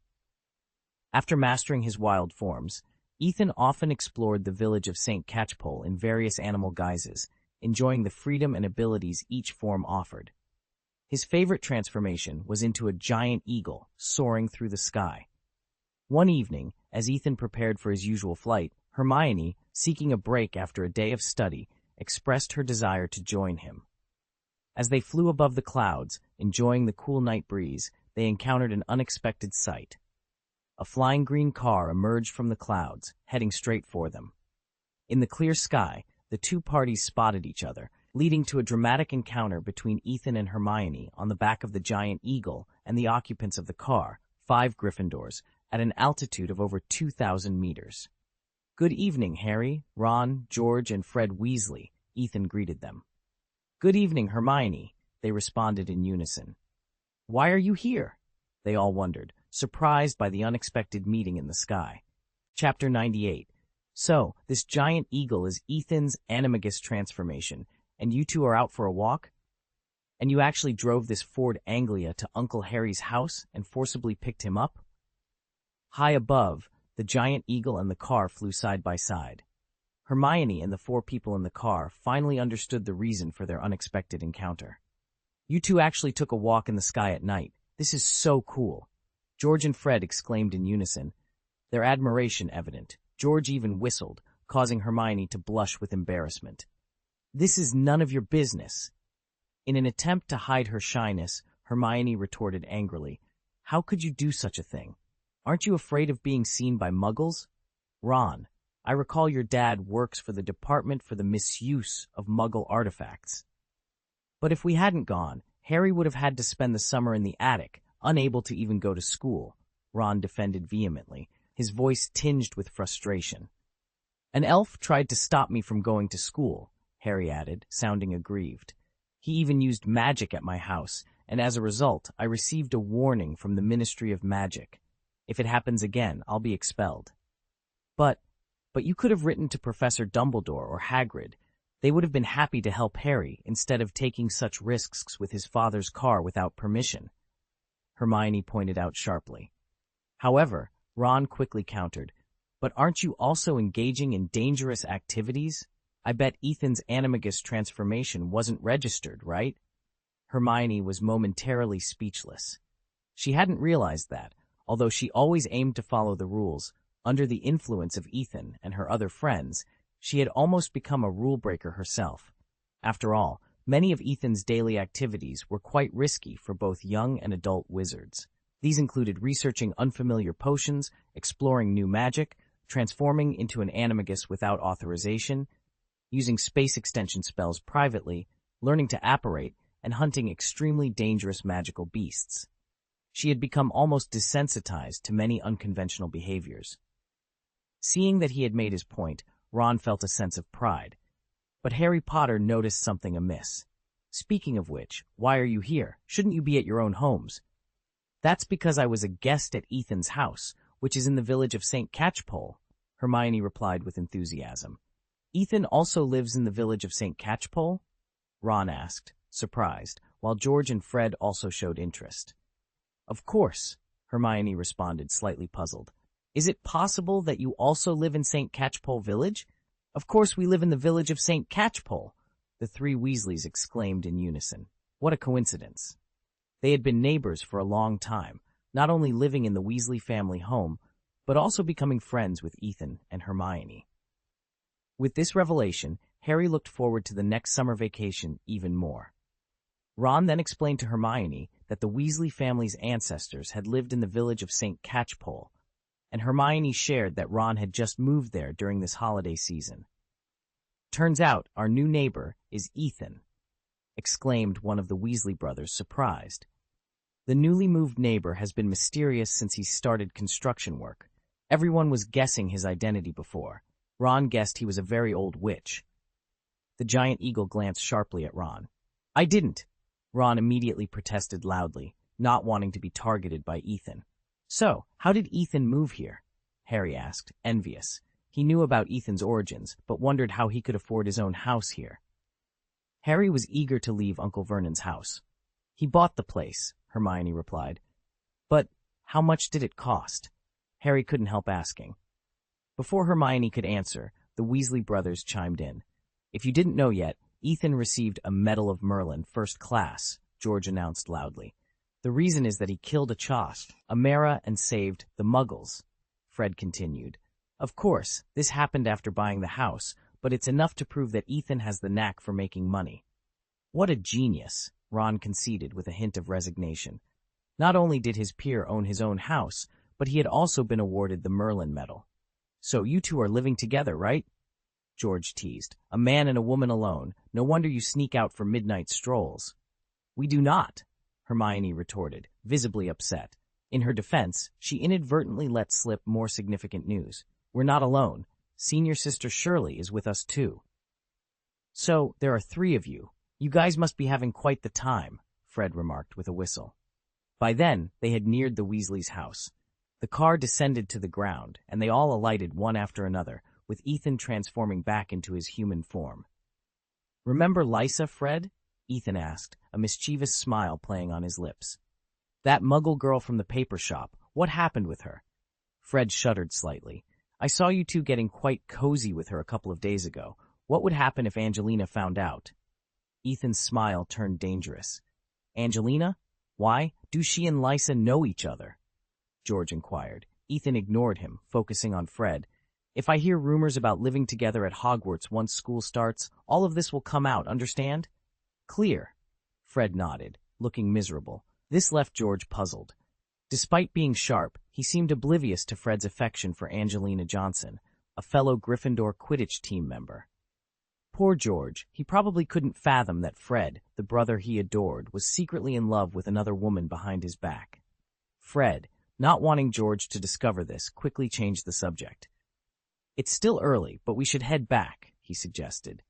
"Let's sneak upstairs and surprise Mum in the morning." Then, turning to Ethan, "Remember to come to the Burrow tomorrow and bring senior sister Shirley. We're planning a grand welcome party for Harry." "Of course. Good luck with that," Ethan replied, waving them off. "But I think Mrs. Weasley might have a surprise for you." Indeed, in the original story, they were caught by Mrs. Weasley after picking up Harry. Watching the 4 of them tiptoe into the house, Ethan and Hermione continued towards the tower. A few steps later, they heard a woman's roar from behind them. "Do you know how worried I've been? The bed is empty. No note, the car gone too." Imagining the scene of them being scolded, Ethan and Hermione couldn't help but laugh. Chapter 99. The following week was arguably the happiest Harry had ever been. Immersed in the wizarding world, everything felt novel and exciting. The Weasley family welcomed him with open arms, allowing him to live alongside his best friend, with his other 2 close friends residing just next door. Harry cherished this time so much that he wished it could last forever, dreading the thought of ever returning to the Dursleys' house. For Ethan, Harry's presence didn't significantly alter his daily life. During this period, Ethan found himself increasingly fascinated with space magic. His proficiency grew with spells like Any Door and teleportation, deepening his understanding and curiosity about the mysteries of space. The discovery of Demi-Plane Seed further enhanced his comprehension and practical application of spatial magic. Ethan was now focused on mastering the space extension spell, aiming to apply it to every room in the tower. The idea that one could effortlessly expand their living space with a simple spell was astonishing, especially considering how in the Muggle world, people tirelessly worked for just an extra square meter of space. Hermione and Siri were both amazed and slightly overwhelmed by the prospect of decorating their now tenfold larger rooms. Ethan's mastery of teleportation also meant that Hermione no longer needed to stay at his house all day. Ethan would pick her up each morning and return her in the evening, with occasional overnight stays at the tower. This arrangement earned Ethan much favor from Mr. and Mrs. Granger, with Mr. Granger's initial suspicion fading away. As the week came to a close, Ethan received a letter from Hogwarts listing the new books required for his second year. The list included several works by Gilderoy Lockhart, hinting at Dumbledore's arrangement for Lockhart to take on the Defense Against the Dark Arts professorship in exchange for promoting his books. Hermione and Siri received similar letters, with Siri's fifth-grade curriculum also featuring a long list of Lockhart's publications. The financial burden of purchasing these books was a concern, especially for families like the Weasleys, who had 5 children attending Hogwarts. The cost of acquiring 5 sets of Lockhart's books would amount to a significant expense, a fact that undoubtedly worried Mr. and Mrs. Weasley. Hermione expressed her skepticism about the new Defense Against the Dark Arts professor, given Professor Quirrell's disappointing performance the previous year. However, she felt somewhat reassured by the tutoring she received from Ethan over the summer, which significantly improved her defensive magic skills. Siri, upon hearing Lockhart's name, recalled seeing it in connection with an Order of Merlin third-class award. After searching through a pile of newspapers, she exclaimed, "Ah, I found it! It's this one!" Sintra Cub picked up an article from the Daily Prophet and read aloud. In recognition of his bravery in the face of dark creatures and his autobiographical work describing methods of defense. Hermione hummed and asked again, "The Order of Merlin, Level 3. Is it very powerful?" "It should be okay, right?" Ethan was unsure. The girl raised her head, looked at the 2 people around her, and chuckled. "You two, one is a first-class medal winner, and the youngest Merlin medal winner. Another received the Order of Merit second class. Compared to you, he's not that powerful." Hermione, now spending every day with Ethan, had witnessed him chatting and laughing with celebrities in the magical world at the award ceremony. She had grown accustomed to seeing real heroes. While people like Lockhart were impressive and deserving of respect, they no longer inspired her awe. However, Siri held a different opinion. "I've read his book at Mrs. Tonks's, and at least his method of solving monsters is quite professional. Putting aside the act of selling books, this man does have some real talent." Each of Lockhart's writings describes his experience of dealing with various dark creatures. Ghosts, ghouls, hags, trolls, vampires, werewolves, snowmen, tasks that, in the world of The Witcher 3, would be entirely the job of a witcher. Siri, having been raised by a witcher and earning galleons as one for a time after coming to the world of Harry Potter, almost regarded Lockhart as a colleague. "You are right," Ethan nodded, "but I advise you not to have any expectations for this." "Why is that?" Hillock asked, always trusting Ethan's judgment. "You'll see for yourself when you meet him." He paused, then added, "It just so happens that he invited me to his book launch in Diagon Alley. Although I refused outright, I learned that the press conference will be held next Wednesday. We've planned to go to Diagon Alley that day to buy new books for next semester. It'll be the perfect opportunity for you to see what kind of person Lockhart really is." When next Wednesday arrived, Ethan used teleportation early in the morning to take the 2 of them to Diagon Alley. He preferred not to let the Flu Bang Company, the sole producer of flu powder, profit unnecessarily. Teleporting through any door was more comfortable and felt similar to walking through an ordinary door, unlike using flu powder, which could be disorienting and smoky. Flu powder, invented by Ignatia Wildsmith, a Ravenclaw witch, was inexpensive and regulated by the state after her death, with only one licensed manufacturer in the kingdom. Despite its monopoly, the price of flu powder had remained unchanged for over 100 years, making the Flu Network the most developed public transportation facility in the kingdom, a rare convenience provided by the Ministry of Magic. In Diagon Alley, Ethan and his companions ran into the Weasley family, their red hair making them stand out in the crowd. While the Weasleys headed to Gringotts, Ron stayed behind to chat. "Don't you need to go to Gringotts to withdraw money?" Ron curiously asked Ethan. Ethan shook his head. "I can't trust those goblins. I'd rather keep my money at home, which is much safer than Gringotts. His distrust extended beyond Gringotts to even village banks. Money is with Ethan, Zelie said calmly. I didn't need to go to Gringotts to exchange galleons. Ethan just used galleons to buy pounds from my dad. Hermione looked at Ethan with gratitude. She knew very well that Ethan had taken a loss in the process. You guys have such a good relationship, Ron remarked dryly, his face contorting with a look of disdain. I guess our family won't need to worry about saving money for a long time in the future. Despite never having met him, Ron already harbored a strong dislike for Lockhart. That's a lot of galleons, Ethan pondered for a moment before saying, if you really don't want to spend the money, I have an idea. He explained that while ordinary books were protected by an anti-copying curse, this curse did not prevent copying directly with a pen. I've created a small spell called Copying Curse. Ron's eyes lit up upon hearing this, and his gaze softened considerably when he looked at Ethan. Ethan, he began, but was interrupted. But this is piracy, Hermione interjected weakly. Isn't there something wrong with doing this? Maybe seeing him in person will change your mind, Ethan suggested. Let's go to Flourish and Blott's bookstore first and see for ourselves before making any decisions. Chapter 100. Not long after, they awaited the arrival of Mr. and Mrs. Weasley, who had just returned from Gringotts along with Harry Potter. Harry, unfortunately, had a mishap with the flu network on his first try and ended up in Nocturne Alley by mistake. Thankfully, Hagrid was there to guide him out. The group then proceeded directly to Flourish and Blott's bookstore. The bookstore was bustling with people, all of whom were lined up outside. The occasion was Lockhart's book launch, and the crowd was there for his signing. The majority of the attendees were witches around Mrs. Weasley's age, and it wasn't an overstatement to label Lockhart as a mistress killer. However, this popularity posed a challenge for those looking to purchase textbooks for the next semester, requiring them to navigate through the throng. As the Weasleys braced themselves, puffing up in determination and ready to push through the crowd, Ethan took a different approach. He called over a clerk. Oh, it's Mr. Green, the distinguished member. The clerk's demeanor changed to one of respect upon seeing Ethan. How may I assist you? Ethan had previously made a significant purchase from Flourish and Blott's to stock the library in his tower.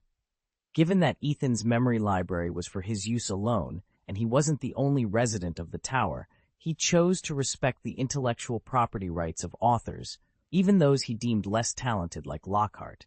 Instead of using magic to replicate the books, he opted to buy them, only resorting to copying if a physical copy was unavailable. This purchase was nearly equivalent to the bookstore's entire monthly sales, elevating Ethan to the status of a senior member and a most distinguished guest. The entrance is blocked, Ethan pointed out, referring to the crowd. Is there another way in? Of course, we couldn't possibly expect a guest of your stature to wait in line, the clerk replied, promptly showing them an alternative entrance. Please, follow me and bring your friends along. Thus, they entered Flourish and Blott's through the back door, bypassing the crowd. Inside, they encountered Gilderoy Lockhart, the man of the hour. He was seated behind a table, surrounded by large, self-admiring photographs, all winking and flashing dazzling smiles at the onlookers. The real Lockhart was dressed in robes as blue as forget-me-nots, complementing his blue eyes, with a pointed wizard hat jauntily placed atop his curly hair. A photographer darted about, capturing Lockhart's various poses, each flash accompanied by puffs of purple smoke. Noticing Ethan and his group, Lockhart glanced in their direction. Ethan quickly hid behind Ciri, using her height to conceal his presence.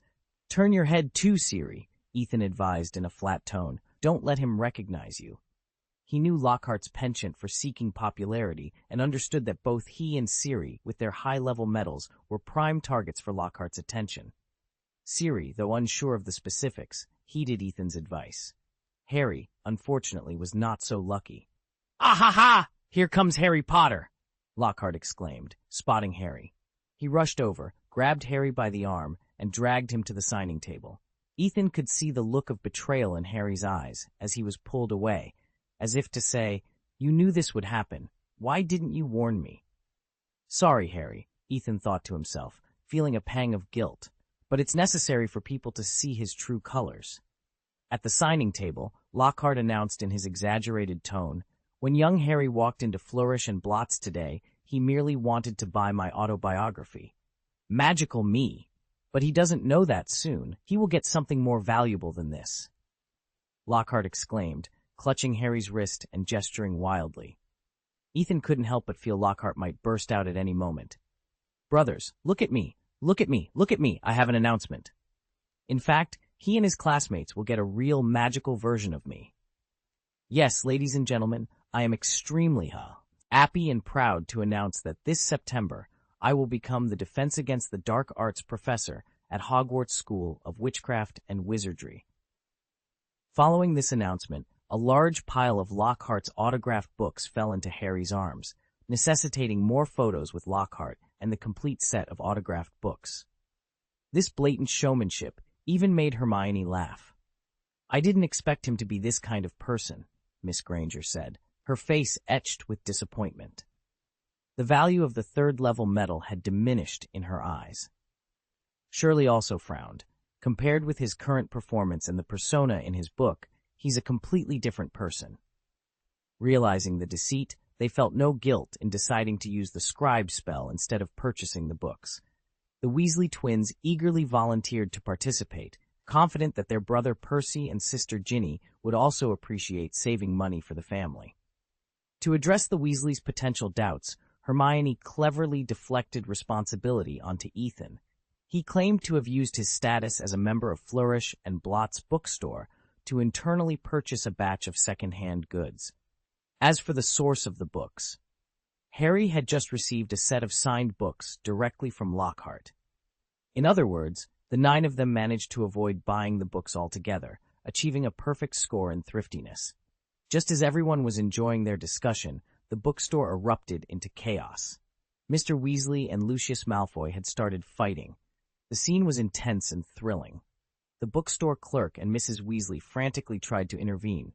"Stop! Don't fight! You can't kill someone without a wand." However, the Weasley twins were cheering on their father. "Beat him! Dad, hit him hard! Kick him in the crotch! Oh, you two, shut up!" Molly scolded, her face a picture of exasperation. Yet, there were others who found the spectacle more entertaining than troublesome. Ethan discreetly lent Mr. Weasley a hand, summoning a powerful natural force. In full view of the gathered wizards, he opted for a druid spell that didn't consume magical power for greater discretion.